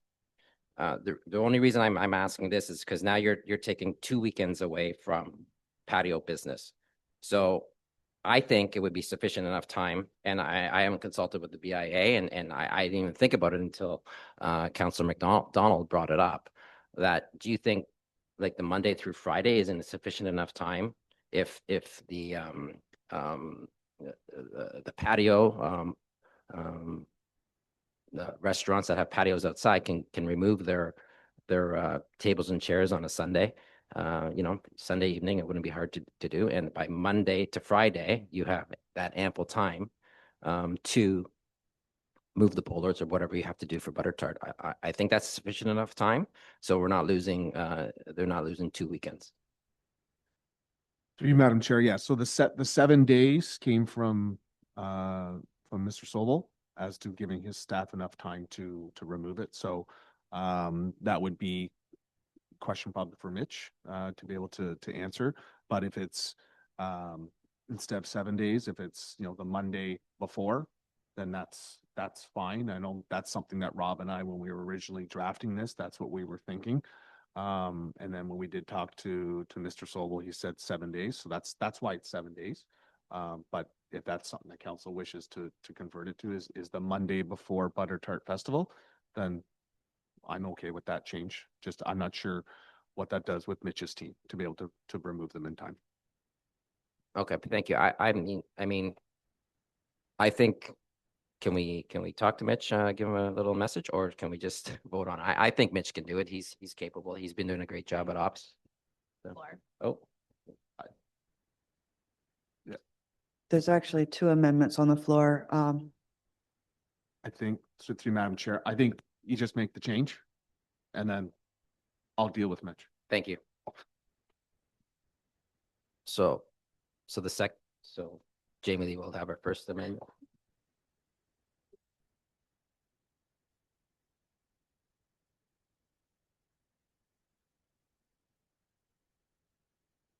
So what we're looking for is an amendment that they be removed. No, by- I don't want them removed at all. I think our staff can figure it out. Okay, so that'll be the first amendment. So we have to do an amendment to see if we can get that on the floor. So I need a seconder to put that on the floor. Okay, we have Counselor East to bring it on the floor.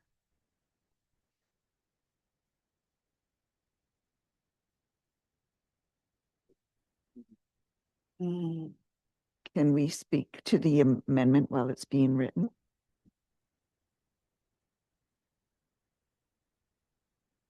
No, I think we should see it first and then we can discuss it.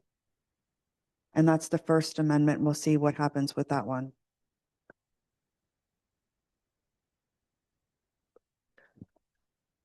So the deputy mayor, just to confirm that the amendment is the removal of the 7-day and moving it to the Monday? No, the first Sorry. one is to not move the patios at all. We got it on the floor with a seconder.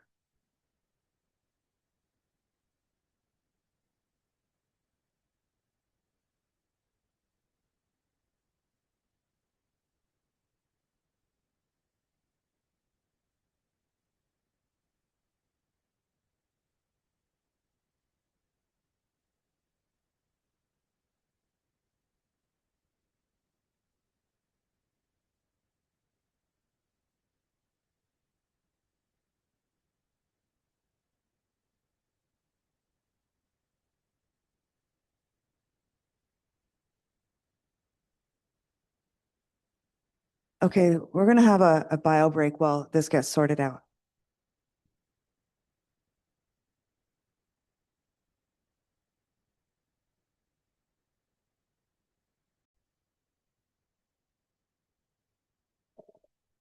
Welcome back. We just had a quick bio break and I have an amending motion on the floor. It would be moved by Counselor Ball. And I believe that Counselor East seconded to get it out there. The motion is that council directs staff not to remove the patios prior to Ontario's Best Butter Tart Festival and that the guidelines within the outdoor patio bylaw be amended accordingly. Do we have any discussion on this amended motion?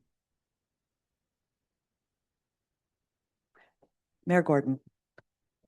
So just to reiterate, I don't support this, not because it's coming from, any bad place. It's just, I understand Councillor Paul's concerns and objections, but the BIA represents the downtown. they have a board of governance, just as we represent the community. And they've entered into open, transparent, fair negotiations with our town staff to try and mitigate a risk that was brought forward by the fire department. So to basically tell the fire department, forget about your concerns, we're going to status quo, go against what the BIA negotiated in good faith with staff, I can't support that. I mean, if we're going to start second guessing and undermining the BIA, then let's just collapse the BIA and make all the decisions for beautification downtown and run it ourselves. They either have the autonomy to make the decisions and the agency to represent their constituents, which is their membership, or they don't. And in this case, they negotiated something that makes sense to agree to a 1-year compromise while they work collectively with staff to come up with another plan. And I support them in that. I'm not going to cut their legs off under their, like so I don't support this for that reason alone, because the deal was struck with the BIA and staff, and I'm not getting in front of it or below it or behind it or underneath it. Just let it happen. Councillor Ball, then Councillor Patel. Thank you. I think that was kind of a dramatic response. I'm not suggesting we undermine safety or go against the fire chief. I think there's ways of mitigating risk that doesn't include affecting businesses and the atmosphere of the festival. I also think the BA was given 2 choices: either don't have your patio until after the Butter Tart Festival, or have it as a temporary measure and take it down. Those are not us working with them. Those are not us finding ways around the patios. That's why they negotiated this. So I don't agree with it.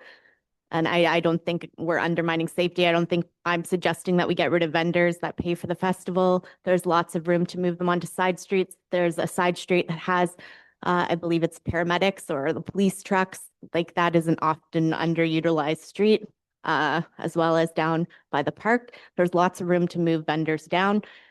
For the few patios that we have that no longer create a fire or safety risk, as well as removing the bollards entirely, because people trip on them all the time. So I think there are ways around it that don't include affecting a 7-day rule on our businesses. Councillor Patel. Thank you, Deputy Mayor Prost.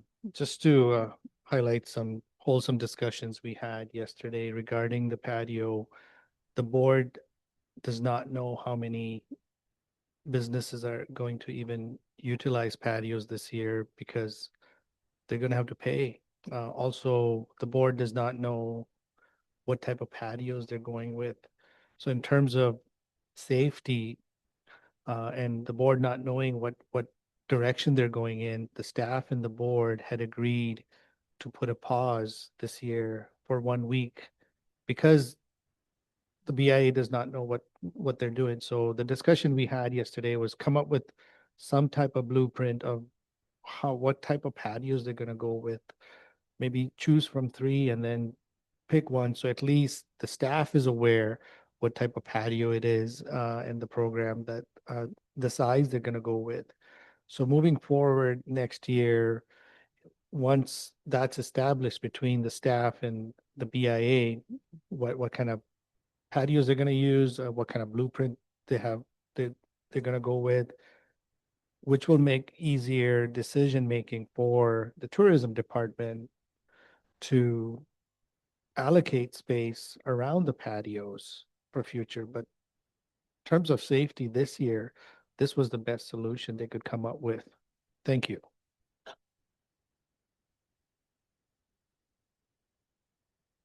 Councillor Meredith.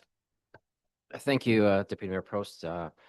Yeah, and I did attend that meeting last night as well. And I heard all the the comments back and forth. Do I like this? No, absolutely not.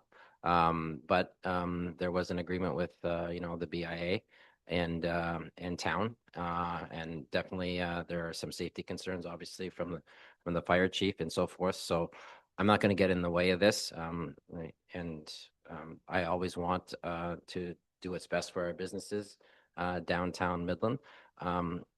We are assured that we're going to come back in November sometime assess it and see how we can get these patios worked into to the Butter Tart Festival in years to come, and hopefully in a safe way, approved by town fire bylaw and any other party that needs the business approval.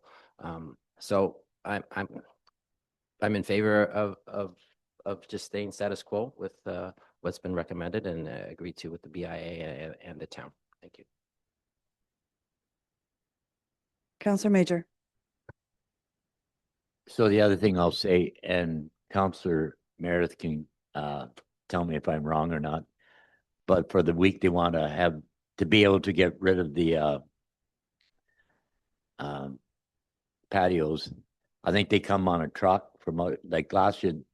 The businesses didn't own them; they came up on a truck. So if they need a week, because I imagine that company's busy time of year, and I don't think you can just phone them up and tell them to just slide into Midland on Tuesday.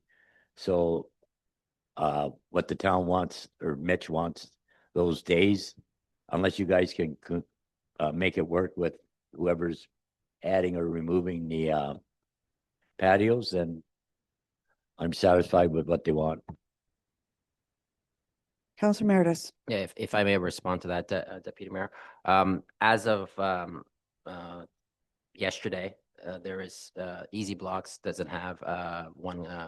There isn't a patio that has Easy Blocks. So that company, you're right, they come up on a truck, they install it all in one day, and so forth and so forth. But no one on the BIA that has a patio, has put an application in with Easy Blocks. Or I don't think that, right? So that in question is not in play for this year.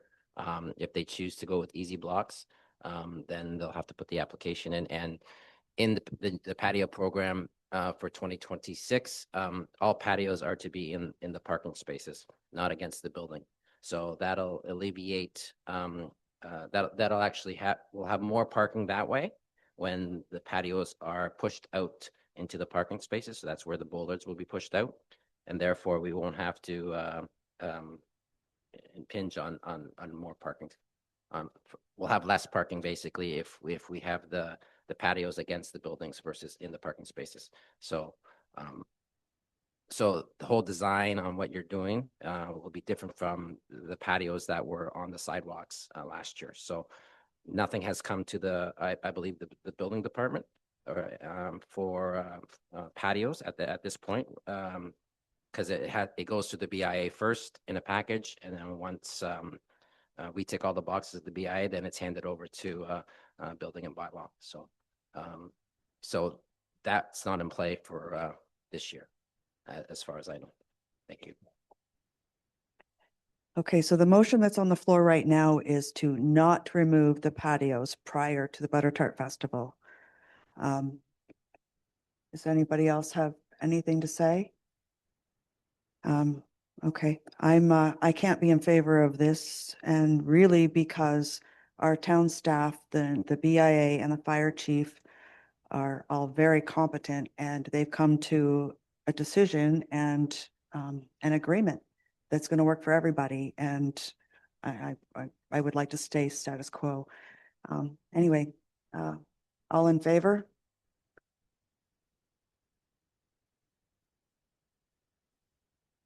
Opposed? That's defeated.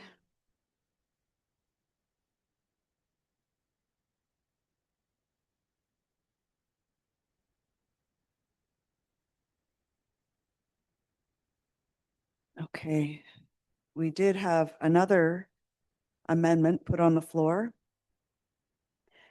That council directs staff to remove the 7-day patio removal clause from the outdoor patio bylaw and replace it with a 5-day removal clause, and that the outdoor patio bylaw be amended accordingly.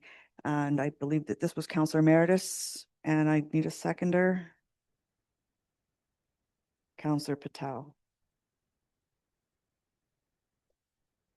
Okay, it's on the floor. Okay, well, I actually want to say something first. the 5 days would be great, I think, because it gives gives everybody that extra weekend. But I can't feel good about it because an agreement was already made. Everybody is happy enough and understand why that agreement was come to. And if Mitch says he needs 7 days, he needs 7 days. And I have a hard time. Okay, Mr. Farquharson. Thank you, Madam Chair. I was able to just message Mitch there and ask him if 5 days was enough, and he says that 5 is fine. Okay, done deal. All in favor? That's carried.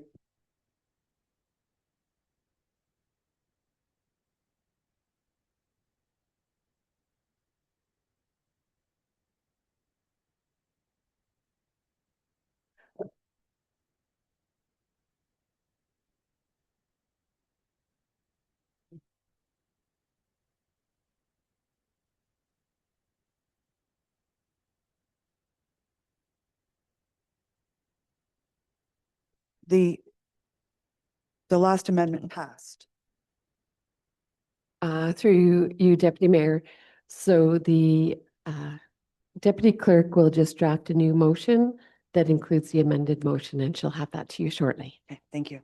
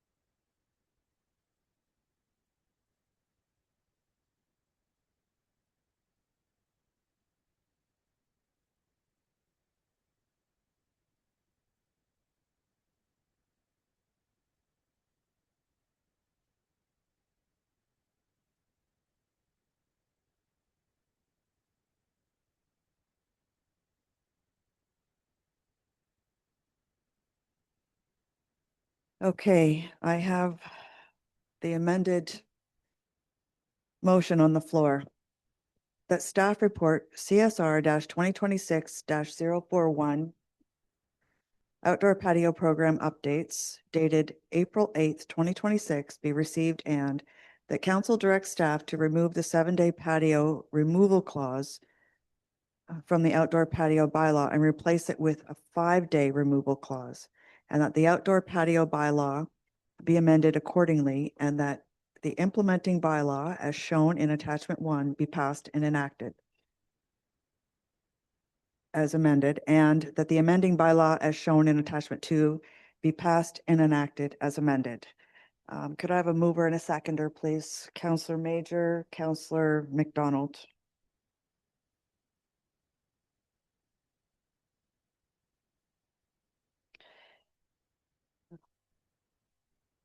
I wouldn't imagine we need further discussion. All in favor? Opposed? Passes unanimously.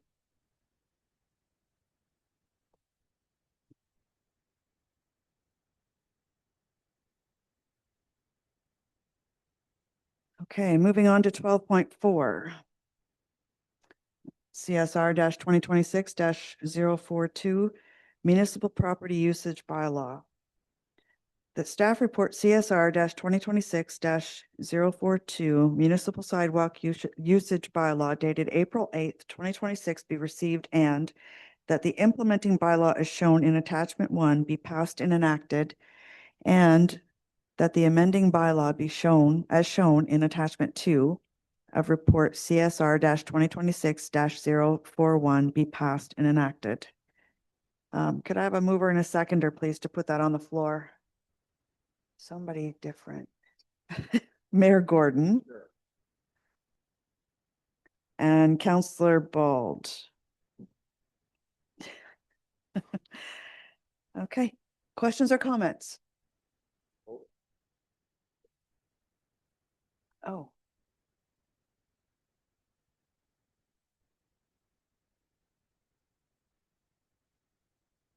I'm just looking at my notes.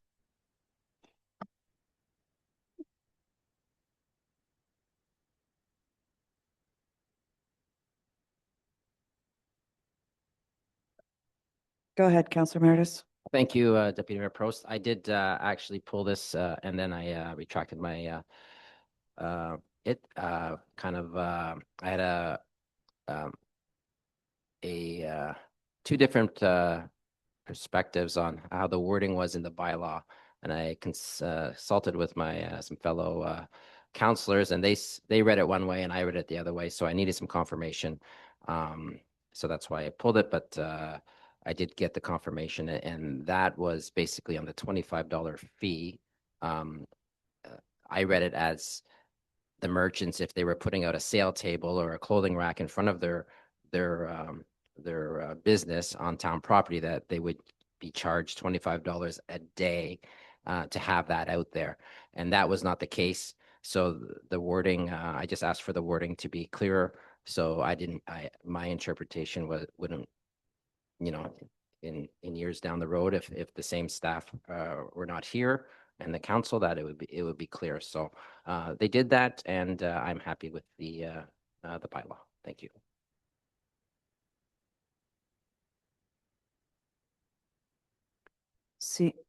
Councillor McDonald.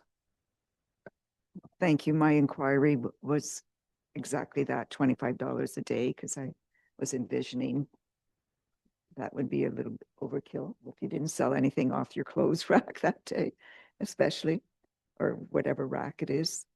I need, and if I may, Deputy Mayor, clarification on the financial impact. It says a new fee has been proposed with this bylaw. Any business that wishes to occupy the sidewalk while part of an event operated by either the town, referring to the Butter Tart Festival, or the Midland Downtown Day, would be exempt from this fee. What fee? The $25 that we're not talking about? Okay.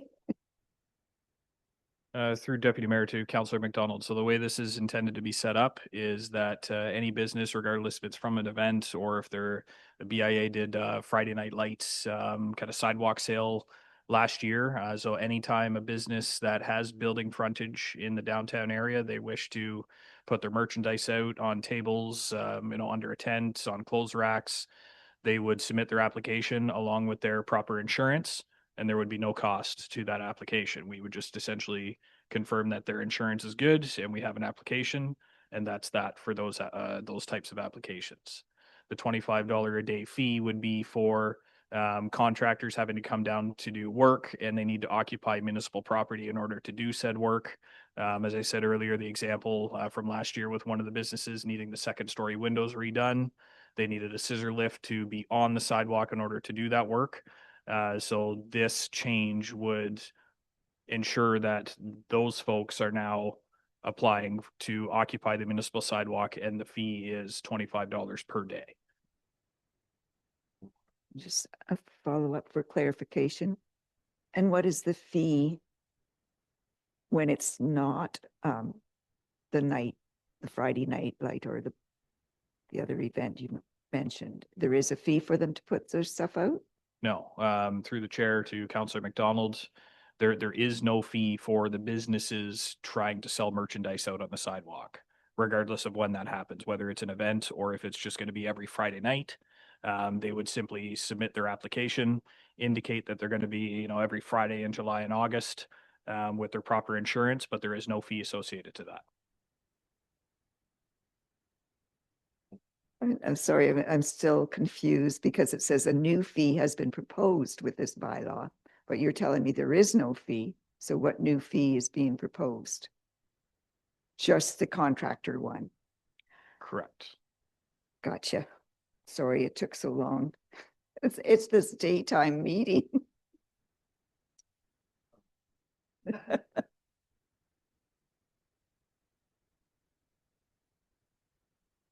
Councillor Meredith. Thank you. And I'll just be a little bit more clear on this. Through you, Deputy Mayor Prost.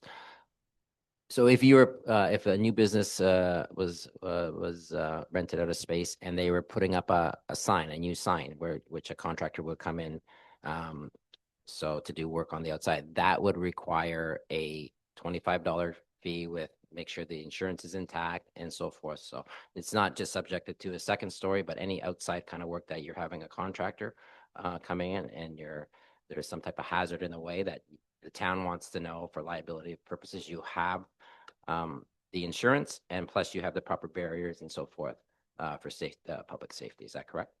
Thank you. Councillor Major. So what happens if they roll through at 1 o'clock in the morning and they're gone by 6? Like as long as they get the insurance, do they still pay $25 for that part of the day? Through the chair, yes, that'd be correct. If they're going to occupy the sidewalk, regardless of what time of day it is, they would have to apply to the municipality. So as Councillor Meredith just said, that those points are hit, that we ensure that they have proper safety measures. If they're there at 1 o'clock in the morning, I would expect high vis barriers to be included in their safety plan. So that would cover off all those aspects. But yes, they would be $25 a day, even if you're there 5 hours, 2 hours, or 24.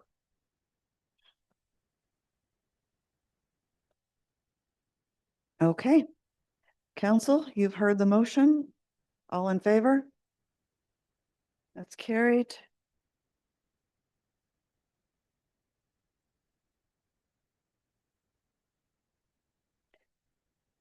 Okay, we're on to number 13, notices of motion. Do we have any notices of motion? Nope. 14, general announcements. Who do I start with?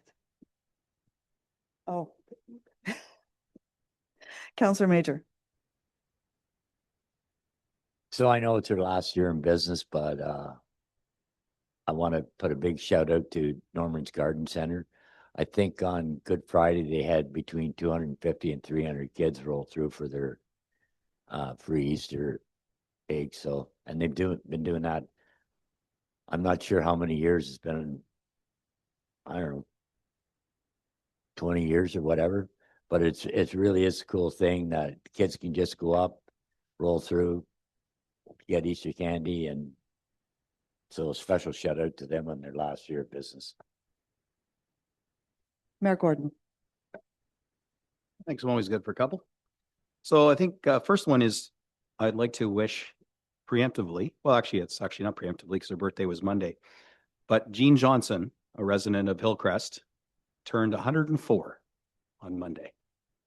And unfortunately, they had a flu or something go through, so we couldn't all go there.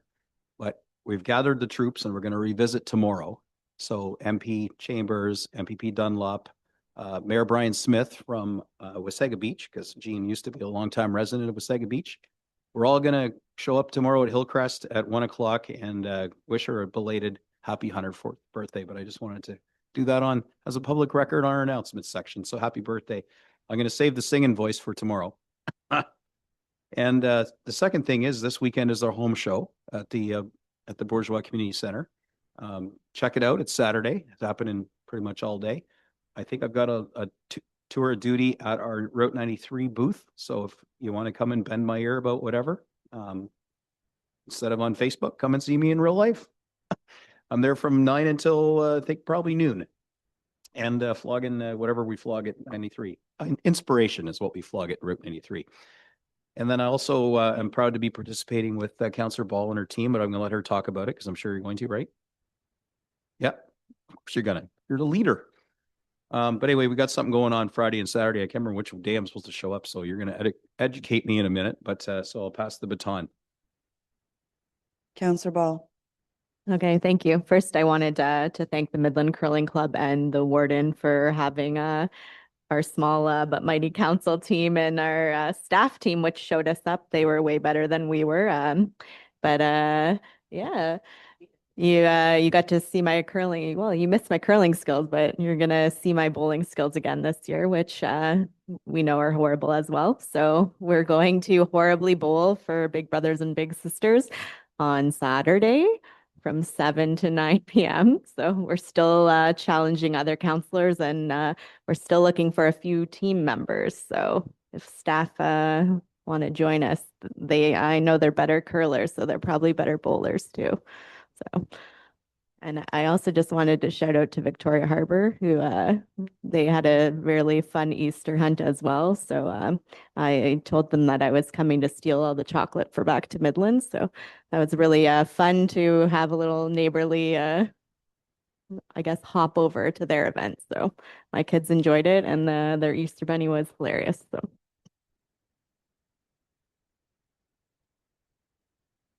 Councillor McDonald. Thank you. This, I hope, isn't inappropriate, but I'm giving a shout out to myself.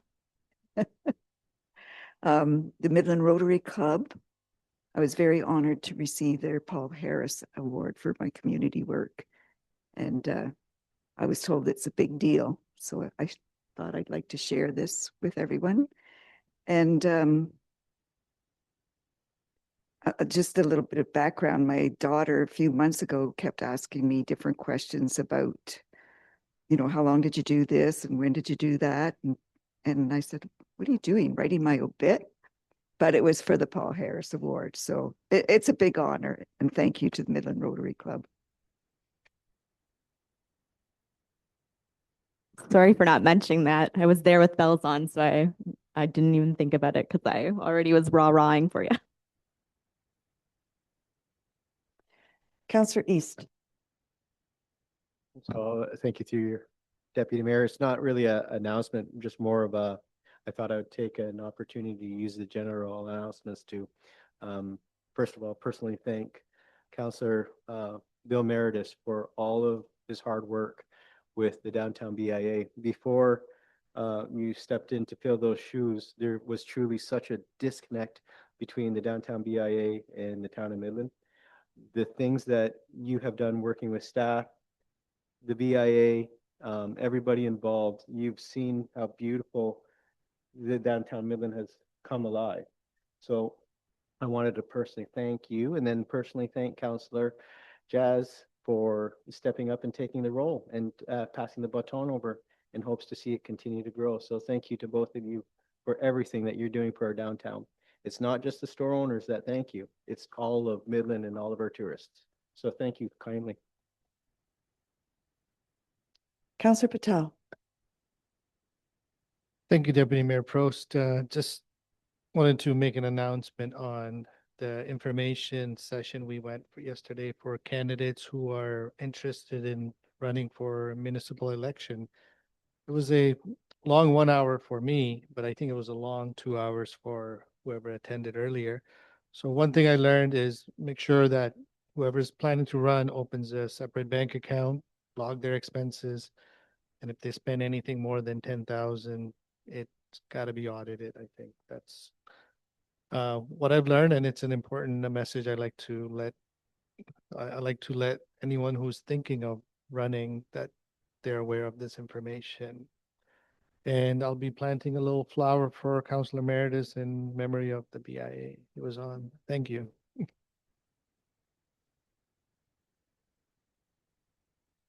Mayor Gordon. Thanks. A couple other ones. So yes, Councillor Patel and I and a few other members were at the the candidate information session. It's jointly hosted by Tiny Tape Pen and Tag Machine in Midland. Yesterday, that was the in-person one. But if you missed it and you're like, oh, I missed it, no big deal. There's an online one. I believe it's tomorrow. If you visit our website or our social media, you'll see the link to it. And it's just an online one. So you can just be in your bunny slippers and jammies at home. It's only this part people see. So what time? Oh, not tomorrow. April 21st. Okay, well, I was thinking they're back to back. There's totally not back to back. So April 21st, folks.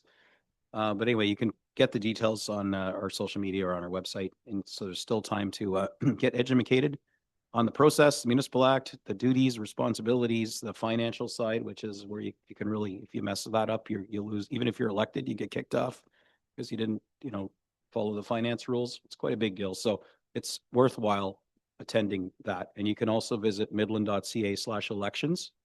Our clerks team have put together a very comprehensive webpage that will be the source of truth for Midland elections. Has all kinds of great candidate information, links and information about important dates and times as we start to get into silly season, I call it. May 1st is when you can throw your name in the hat. You have that until sometime in August. I can't remember the exact date, August 21st-ish, something like that. Anyway, there's a big wide open time, so you don't have to decide right away. But if you decided you're doing it, May 1st is the first opportunity, and that's quickly coming. And I would encourage people to participate in their democracy. It only works when you participate in it. Thirsty Thursdays happening tomorrow. Route 93 operates.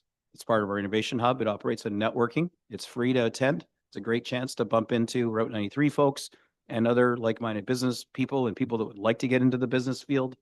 And they host these events pretty much monthly. And our next one is at Grounded Coffee right downtown. So that's tomorrow from 4 until 6.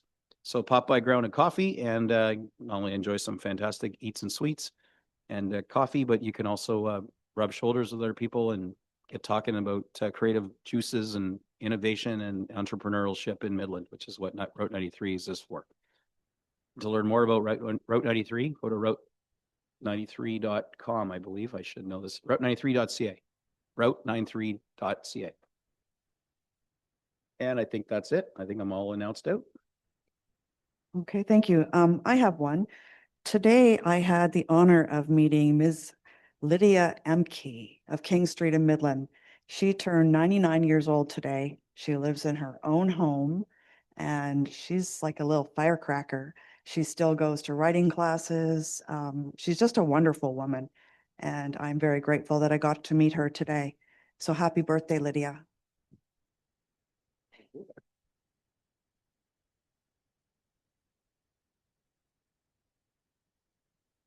Okay, we're back to 15. Motion to close committee of the whole and to resume formal council session moved by Councillor Major and seconded by Councillor East. All in favor? That's carried. To you, Mayor Gordon. Thank you, Deputy Mayor. Moved by Councillor McDonald, seconded by Councillor Patel. The recommendation of the committee of the whole for the meeting of April 8, 2026 be adopted as resolutions of council. All those in favor? Opposed? Carried.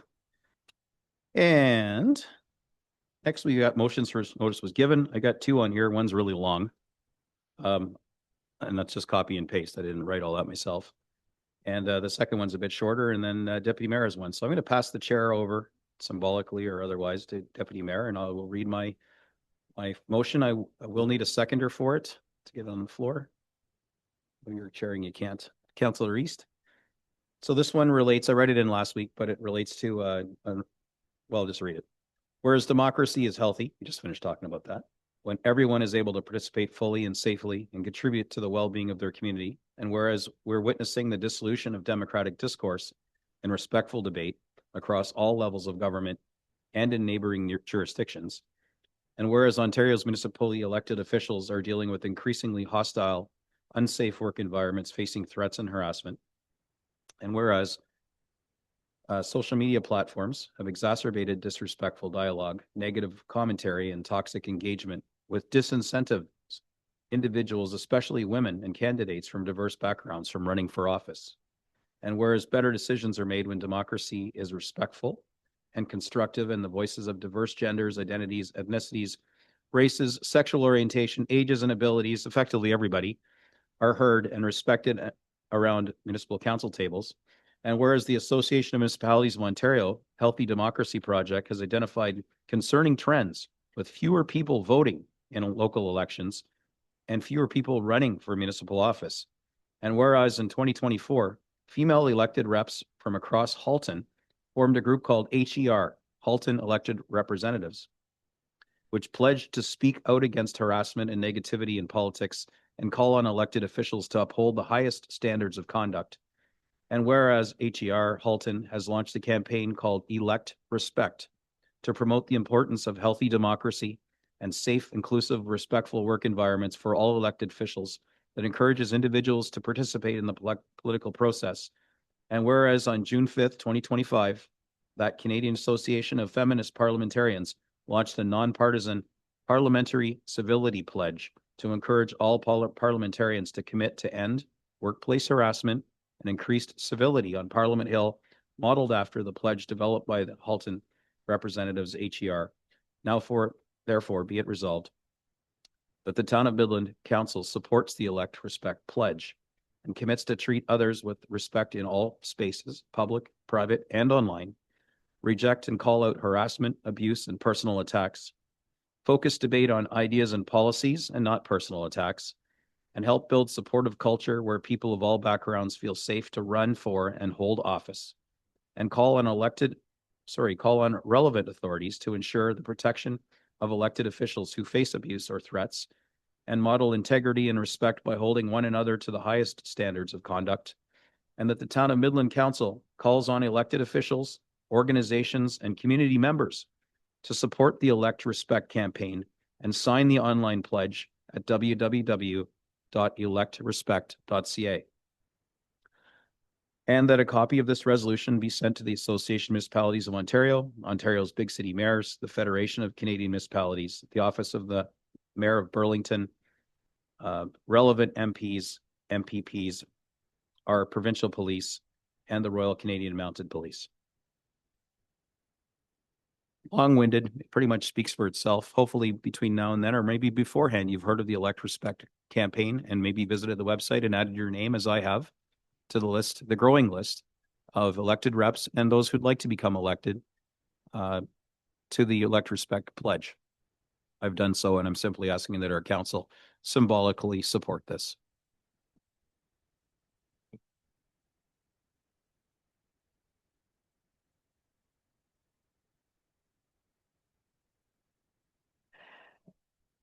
Councillor Patel. It's exactly what, thank you, Deputy Mayor Prost. It's exactly what Mayor Gordon has said. He's posted it on his social media. I have signed the pledge, and I totally agree with what needs to be done with the aggression that's going on. So we need to end it. Thank you.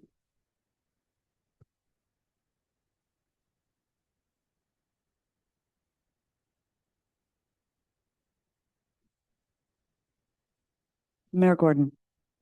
Thanks. And just to be clear, this isn't about removing people's right to be critical of government or their freedom of speech to express displeasure with government decisions or individuals.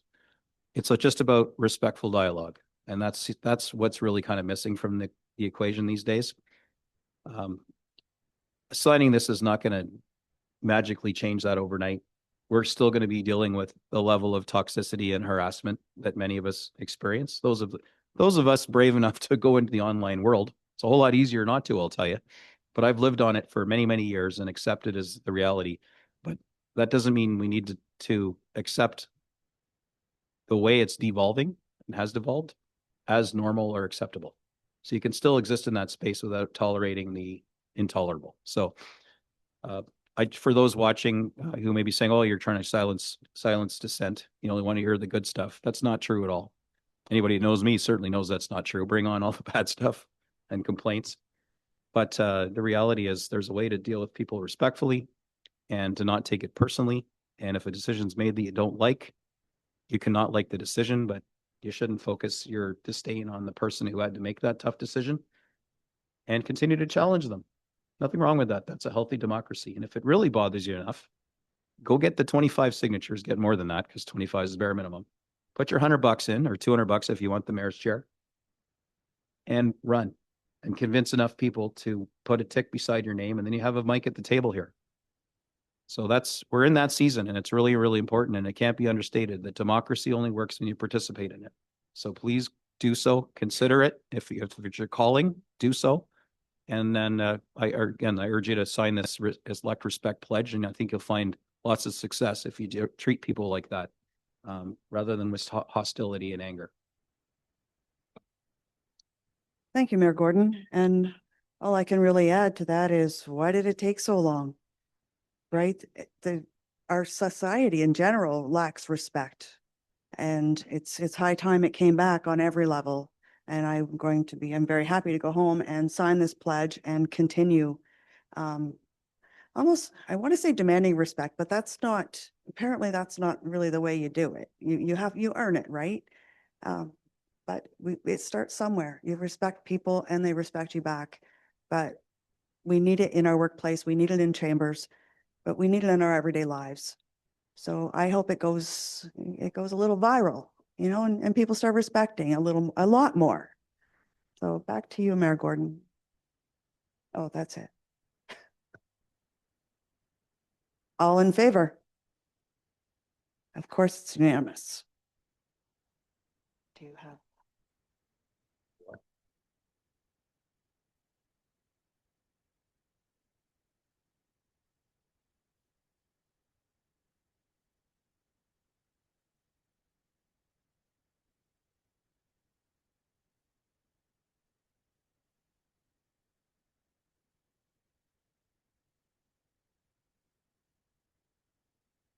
All right, I have the next one here that I put on the agenda because it came to me and it just made innate sense that it needed to get on. But I know that it's a topic and subject matter that one of our other counselors has intimate knowledge of, because it was, I would almost say it's like a career. You did it for what, 20 years? 25-year pin, yeah. So it was a minute, so you have a lot more breadth of experience on this. So while the motion has on here right now, moved by Mayor Gordon, I'd be more than happy to remove my name and have it moved by you. Okay, fair enough. So it's moved by me and seconded by Councillor McDonald. And if you'd like, Councillor McDonald, would you like to read this motion? I'd be honored with a wrench in my mouth, but moved by Mayor Gordon, seconded by Councillor McDonald. Whereas local elected trustees provide essential community representation, and whereas rural communities rely on trustees to reflect local priorities, ensure accountability, and advocate for students, and whereas proposed changes may reduce or eliminate locally elected trustees, therefore be it resolved that council affirms support for maintaining elected of trustees, and further that the mayor, clerk send a joint letter to the Minister of Education and the Premier with copies to Ontario Public School Board Association, Roma, AMO, local MPPs, asking for the government to pause on this issue and asking the government to commit to a full-scale, transparent, and province-wide consultation on school board governance models. Could I suggest that we also add the Catholic Public School Board? That little amendment, Ontario Public School Board, and then the Ontario Catholic School Board Association. I think they do have such a thing.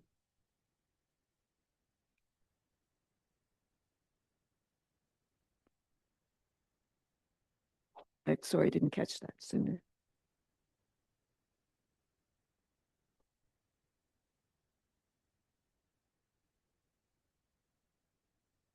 Perhaps Councillor McDonald, you could, actually there's some coverage on the local news, Midland Today.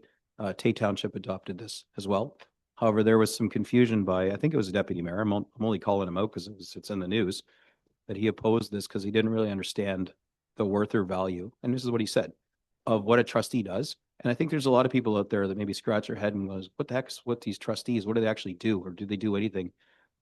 And I think perhaps that sentiment may be shared by our provincial government, because it feels like the sins of a few, and clearly there's been some sinning in some of the school boards and dysfunction, but it appears that all school boards are now being tarred with the same brush. And I think that's wholly unfair. Deal with the problems, don't apply the, the solution to everybody. But maybe with your vast experience, you could share a little bit about the value of trustees, what they do, maybe even a personal story of success, or maybe a swing and a miss, just something that would help bring home the value of trustees beyond just another name to tick on a ballot each of 4 years. Give a little bit of history, but I won't take too much time. When I was first elected, there was one board for the Catholic board, but we had a French section and an English section. So they split that into a French board. I guess we should send it to all the board associations. So one of the things, like, we would have input on, we used to run the bus business. So we decided to make it, someone else runs the buses, but we help decide on the walking distance.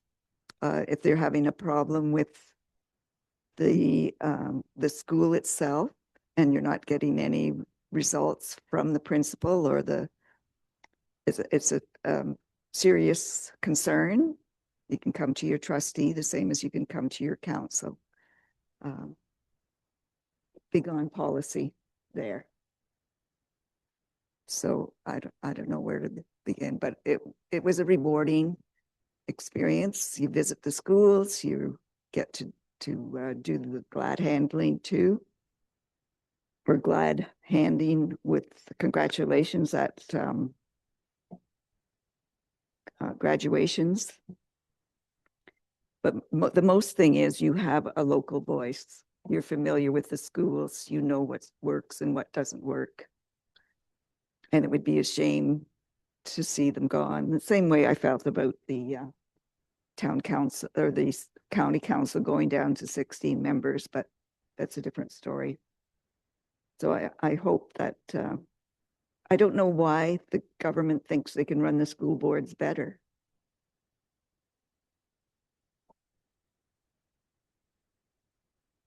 I could just add as well, the reason probably why the Catholic School Board wasn't on that is because the province doesn't have the jurisdiction to mess with the Catholic school boards. They can only mess with the public school boards, which is why, you don't hear about Catholic school boards being shaken down by the province, or being, my understanding is it's only the public school boards that are subject to some of the whimsies of the province. I stand corrected if I'm wrong on that one, but I believe that to be the case. But regardless, there's value in having that local elected representatives on your local school board, and it feels like they're under threat right now. And we don't know this, but there could be an announcement that comes that says there won't be elected school officials anymore. So they're just the only constant needs to be changed. So by adopting this request that's being circulated, hopefully it may give Minister Calanders some positive thought to think, and maybe just focus the attention, which I believe is proper, on dysfunctional school boards. And there's, from my perspective, there is some. And then the ones that are working well, build them up while you're working to rebuild those dysfunctional school boards. Don't just throw them all away and discard that local representation. So I think that's a big mistake to do that. But, we're the lowest tier of government in the country, and sometimes people don't listen to us. So Perhaps I better do some research on my amendment before we add it. So I withdraw my amendment. And I'll pass this on, that this is passed, because we were approached by the local high school. So I withdraw my amendment until I do some research.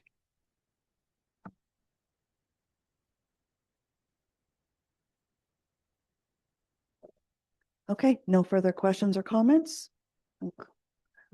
Council, you've heard the motion. All in favor? That's carried unanimously.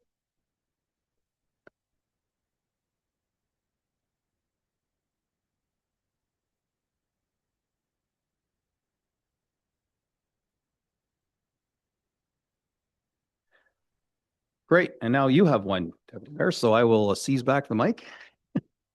And I probably have your motion in my pile here. I don't. I think you have your motion. Excellent. So I'll let you read it. I need a seconder. Seconder, Deputy Mayor's motion, Councillor East again.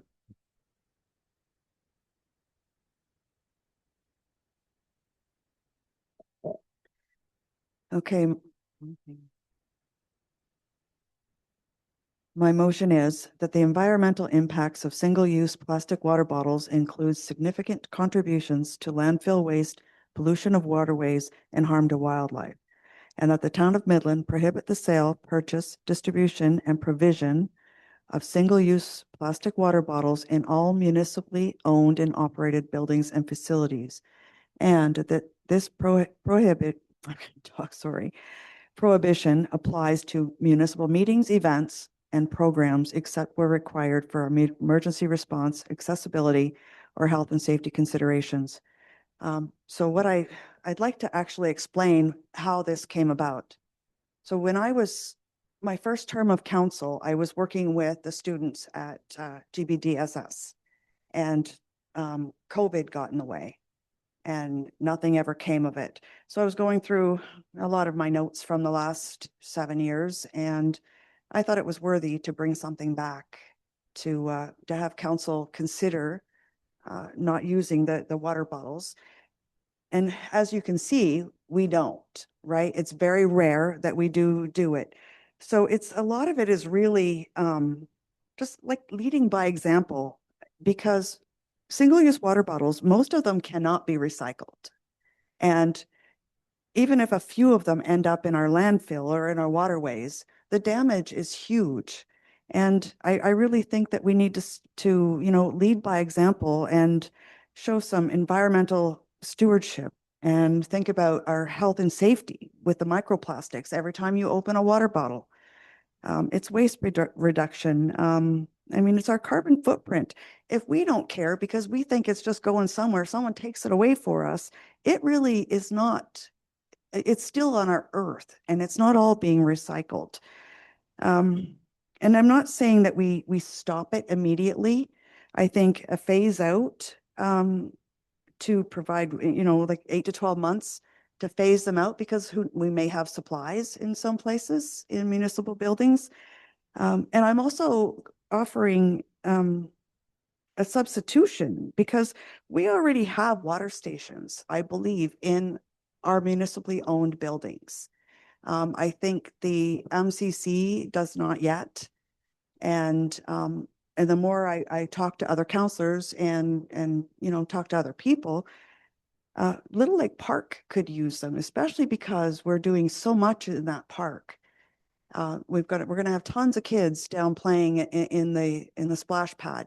If there was a water station there or up near the restaurant, if we show by example that we have access to great water, there's no reason that we have to purchase water bottles and can honestly just keep damaging our environment. And I mean, it might not be for the future for us, but it certainly is for our kids and grandkids. So I just wanted to tell you guys, everybody, where I'm coming from. And I do believe in this. And I do really believe that I'm speaking for even students today in our high schools, in our public schools, what they're learning and how to leave less of our carbon footprint and damage to our lakes. And we live on Georgian Bay. And I have checked out the cost of water stations. So this was not supposed to be a monetary ask in any way, shape, or form. It could end up being maybe a future budget. But water stations are about $2,500 each. And then installation, which I don't imagine is even half of what that cost is. So the cost is not high, and it saves people money constantly. So it's not only saving our residents and our visitors money having to go buy water all the time, if we have water stations around. And to be clear, this is only for our buildings. It's not for the public. People can buy water bottles and do what they need to do. But I think we need to show that we can provide good drinking water without having to buy water bottles. And I I'm going to open the floor to hear what everybody else has to say. Counselor, oh, it's not me. Sorry. That's fine. We're just like that here. Counselor Major, go ahead. Yeah, so there is places around town. They bring the trailer, I think down by the town dock, and there's a couple others. So it's not just in buildings. The town does supply water, like, so maybe you can talk to the town water specialist. Maybe he can put one of those things in the park. But I know right down by the dock there's one. I can't think of the others. I should know, but I'm just gapping right now. But there are trailers that are around town that the taxpayers of Midland own. Your ball. Thank you. I'm for phasing this out with alternatives. I think I would like to see us take advantage of some sort of tourism aspect where we sell reusable water bottles, or offer paper cups, because I think banning them from the rec center and the cultural center, the library, like, there are people that might forget their water bottle that will need to purchase water at some point. So I think that if we have an alternative there that people can purchase, or they have access to paper cups to use the water stations, then I'm for this. But without that, I'm not. I don't want to eliminate access to water, but I do think phasing it out and having an alternative is a good idea. So I'm for phasing it and thinking of alternative solutions. And that's a pretty good cost for water stations, actually. I was surprised by how low that is.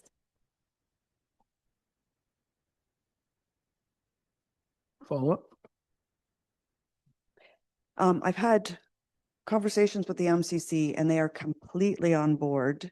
And I'm sure providing cups wouldn't be a great expense. And it is phasing it out and providing another option. And I mean, like I've already said, we don't have them around the table. We're not abusing it. But I don't see the harm in putting it on paper.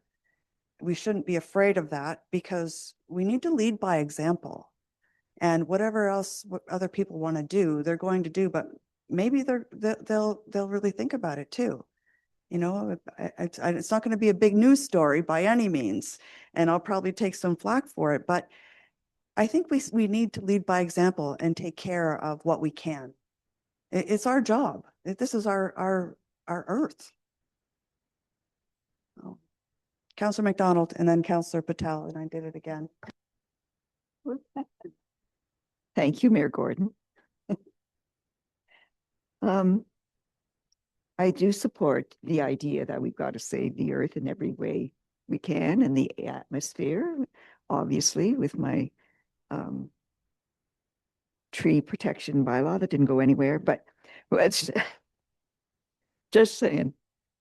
What I don't like about this notice of motion, or this motion, is the word prohibit the sale and purchase and distribution in all municipality owned buildings. So that means the little that the MCC couldn't sell water bottles even if they wanted to. The arena chip place, they wouldn't be able to sell a bottle of water. And then it applies to municipal meetings, events, and programs. So whenever, what comes to mind is the Hope Housing and Health. We had water bottles there, because I'm going to say 60–70% of the people had their own water bottles, but there was water available. So I don't think it's up to us to deny people the opportunity to drink out of a water bottle. Perhaps we can look into just buying water bottles that we know are recyclable. But I can't support it the way it is written now. Deputy Mayor, would you support an amendment that said that this prohibition we could say that we discourage? And then perhaps we can put into the Parks Master Plan, which happens to be happening right now, the suggestion that we perhaps look at putting public drinking fountains in places like the park, because a lot of that stuff vanished. These public drinking fountains were all the rage when we were kids. And then I think for health reasons and maintenance and whatnot, they stop being a thing. But then maybe there's a way to bring them back. But, you know, maybe think about if there's any wording on here that maybe isn't quite as prescriptive that might open the hearts and make little hands pop up that might otherwise not on this. Oh, no, I'm good with that. That's what I wanted to hear. We can get rid of prohibition. We can, I just, I want us to show that we care. It's, I think it's good governance, and I think it's teaching and showing that we can do things. It doesn't mean you can't go to a store and buy a water if you forgot your water bottle, because they're not going to be affected anyway. But anyway, I'm okay with taking some wording out if it's too harsh. But I would like to see something, because if it's written, it shows something. It shows something about us. Councillor East. Through you, Mayor, I support transitioning out of the bottles. Many years ago, we actually decided at our home through my children to start walking away from bottles. And a perfect example that we were forced to is I rent a cottage up the bay, and it's bay water, so we bring our own water. And just for an example, 1 week of the first year of bringing up these cases of water were 4 recycling bags of smaller bottles. So over the years, we decided to transition just to buy the big jugs. But the thing is, we saw how much was going into the fill sites. So by bringing this up, you're right. We are leaders. We are setting an example. I think it's a great idea to transition away from it. I loved Councillor McDonald's idea about looking at us purchasing recycling bottles. That makes sense. But truthfully, I mean, even half of those water bottles that you buy, most of that's not even good water. Like, your tap is probably safer, to be honest with you. But I support you, and I see your vision. So I would support whatever direction you want to take this in. Thank you. And I don't believe that this would even affect, I mean, I'm still good with changing some wording, but it wouldn't affect the store at Little Lake or the concession at the rec center, because that's a third-party vendor, I believe, and we wouldn't be able to direct them. So we couldn't stop that. Is that correct, Madam CAO? Through your worship, yeah, we wouldn't be able to tell them that they can't sell, but we might want to modify in here, because people will be having, if they purchase it at the Bourgeois Center and then take it out, they would have water bottles in our facility. So I'm just trying to think of how we could modify that to incorporate that the sale could still occur there, but that we would not encourage people to bring it into those centers. Okay, thank you for doing that, because I'm definitely willing to alter the wording and make a stand that we need to start doing more as people, not just council, because I clearly see that we do it. Councillor Patel. Thank you, Deputy Mayor Prost. So I do agree that we need to lessen the burden on the environment with not using the disposable water bottles. But there is circumstances that do arise, even in our town's events, like the Christmas breakfast or the barbecues, where we would be purchasing water bottles for distributing for amongst the ones that forgot they're reusable or whatever circumstances that come. So we would be putting a stranglehold on a basic necessity that someone needs to drink water. This would put basically a bigger emphasis on buying Coca-Cola and Pepsi, which is not even a healthy product, although sometimes necessary. I think the way I would word it is maybe stepping away from or promoting less use of plastic water bottles, but putting out a ban would make things more complicated. Also, I mean, I'm in support of installing refill stations in every building that the town hall the town owns, like the engineering department, the water department, the town hall, the rec center, MCC, the library, all those could use a refill station, which would change the way people behave in terms of if they know they're going to those facilities, they can take their reusable water bottles because they know they can fill it there. So that would encourage people's behavior, and over time, you would see a less of a use in our town that people use water bottles because there's so many facilities open that they can just simply go in and fill their empty water bottle.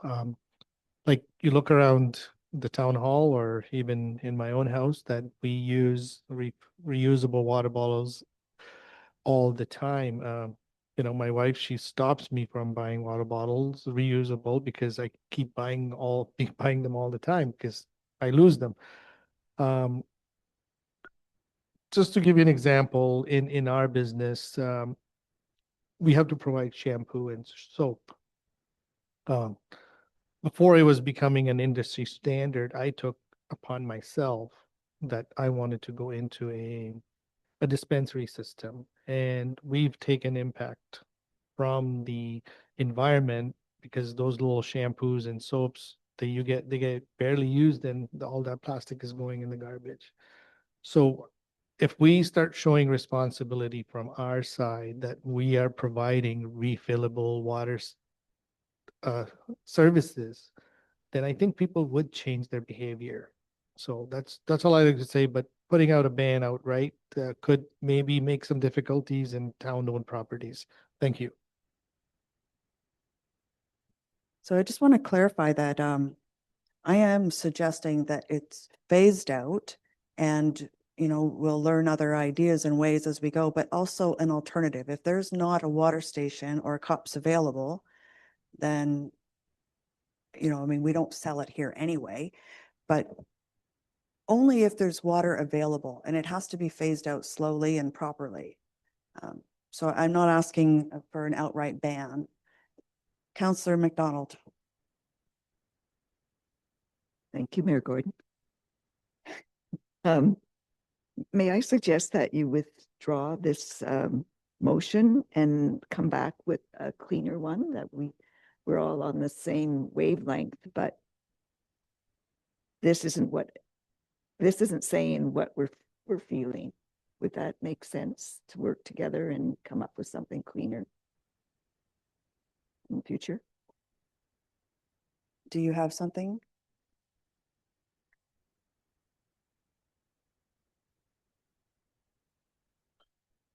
Okay. Could I, maybe I've been kind of just sitting on this, but I'm just going to propose there's a modification that I think was pretty simple on here that captures what we've been talking about. Just float it by you. I'd leave the first sentence intact, that the environmental impacts of single-use plastic water bottles include significant contributions to landfill waste, pollution of waterways, and harm to wildlife. And I would simply change one word in the next one, that the town of Midland discourages the sale, purchase, distribution, and provision of single-use plastic water bottles in all municipally-owned and operated buildings, facilities. And I would strike out the last one that talks about the exemption to the prohibition. So this discouragement is basically a pledge that, you know, we're going to always try and offer and encourage alternatives without actually putting a ban on it. And then we can in tandem work towards, in the next budget cycle, or whoever's sitting here for the next budget cycle, look at expanding our water stations to, you know, be in all of our facilities, and perhaps even returning them to the outside playgrounds at parks, right? So sure, maybe that simplifies things, and I certainly get my hand up, but open to debate. That would be an amendment that we'd have to. I think table, that's, so. I'm perfectly fine with that. So it's really just getting rid of that one word. Discourages. Okay, but we need this because a fire department needs to. Okay.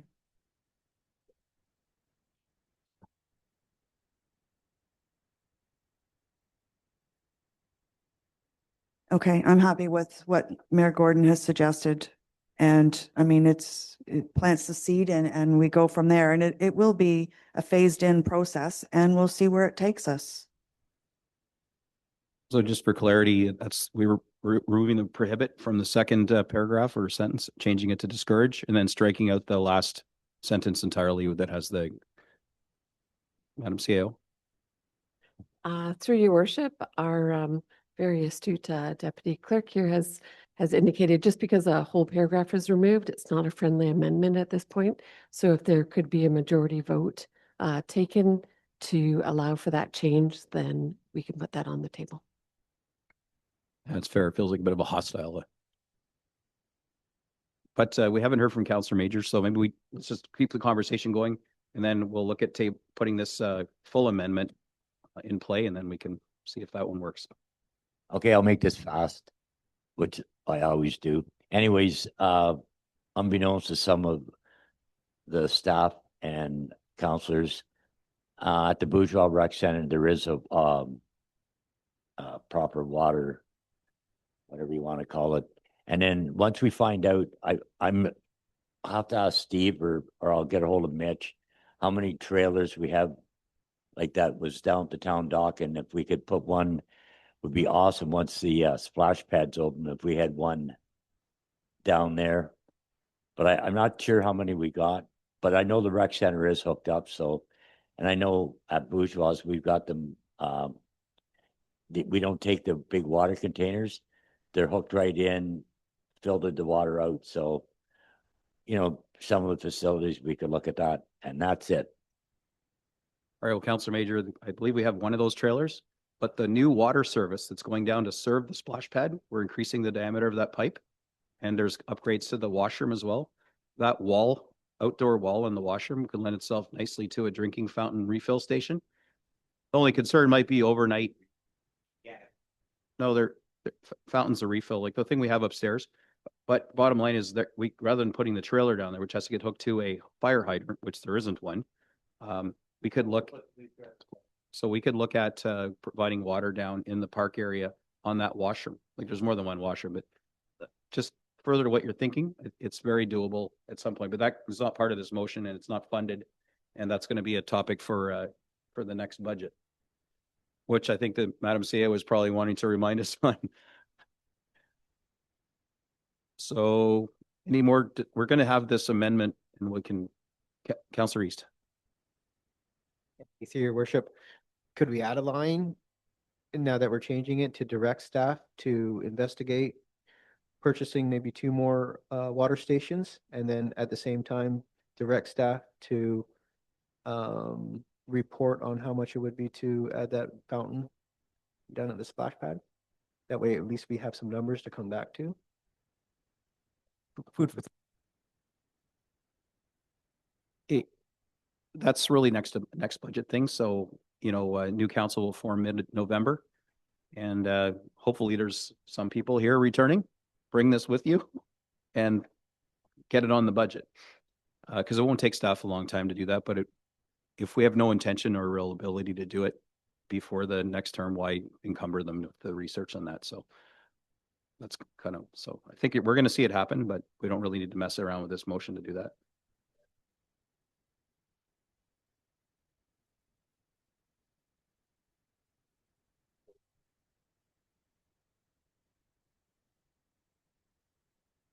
We could probably we could talk offline and see what the budget would be for the splash pad project and see if there's an extra couple grand somewhere for a water hookup. So.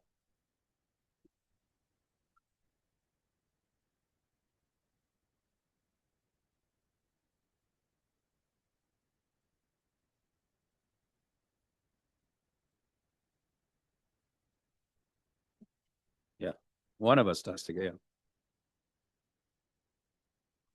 All right, so we're going to talk about the amending component of that first motion. If that amendment passes, then we'll have the new aggregate motion that has the changes in it. So the first one here is the amendment moved by Deputy Mayor Prost, seconded by, I gotta go somewhere else here. Councillor Major, that the town of Midland discourages the sale purchase, distribution, and provision of single-use plastic water bottles in all municipally owned and operated buildings and facilities. So that's the amendment, removing the prohibition. Councillor, are you content with this amendment? All those in favor? Any opposed? It's carried. Now that brings us to our full motion. Again, moved by Deputy Mayor Prost, seconded by Councillor Major. This is the new final one, that the environmental impacts of single-use plastic water bottles include significant contributions to landfill waste, pollution of waterways, and harm to wildlife, and that the town of Midland discourages the sale, purchase, distribution, and provisions of single-use plastic water bottles in all municipally owned and operated buildings and facilities. Nice and clean and simple. All those in favor? Opposed? It's carried. Perfect. All right, lovely. Well, there's a good rescue. That's a good, clean, healthy democracy. God love it. All right, well, that brings us to the bylaws, folks, 18.1. I got a motion here moved by Councillor Paul, seconded by Councillor Meredith, who just reappeared, that the following bylaw 2026-19 to regulate the usage and temporary occupation of municipal sidewalks. It says occupation still, but we know it's not really occupying. And the municipal property within town of Midland, and bylaw 2026-20 regulate temporary outdoor patios from the town of Midland, and repeal bylaw 2024-23. Bylaw 2026-21 amend bylaw 2025-72 as amended, being a bylaw to establish and approve the fees and charges of the town of Midland. And lastly, bylaw 2026-22 appoint municipal auditors for the town of Midland, and repeal bylaw 2020-66 be passed and enacted. All those in favor? Any opposed? Carried. Moved by Councillor Bald, seconded by Councillor Major, that the bylaw 2026-23 being a bylaw to adopt the proceedings of this regular meeting of council held April 8, 2026 be passed and enacted. All those in favor? Opposed? Carried. Last and not least, moved by Councillor East, seconded by Councillor Bald, that this regular meeting of council adjourn at 5:36 p.m. All those in favor? Carried. We are adjourned.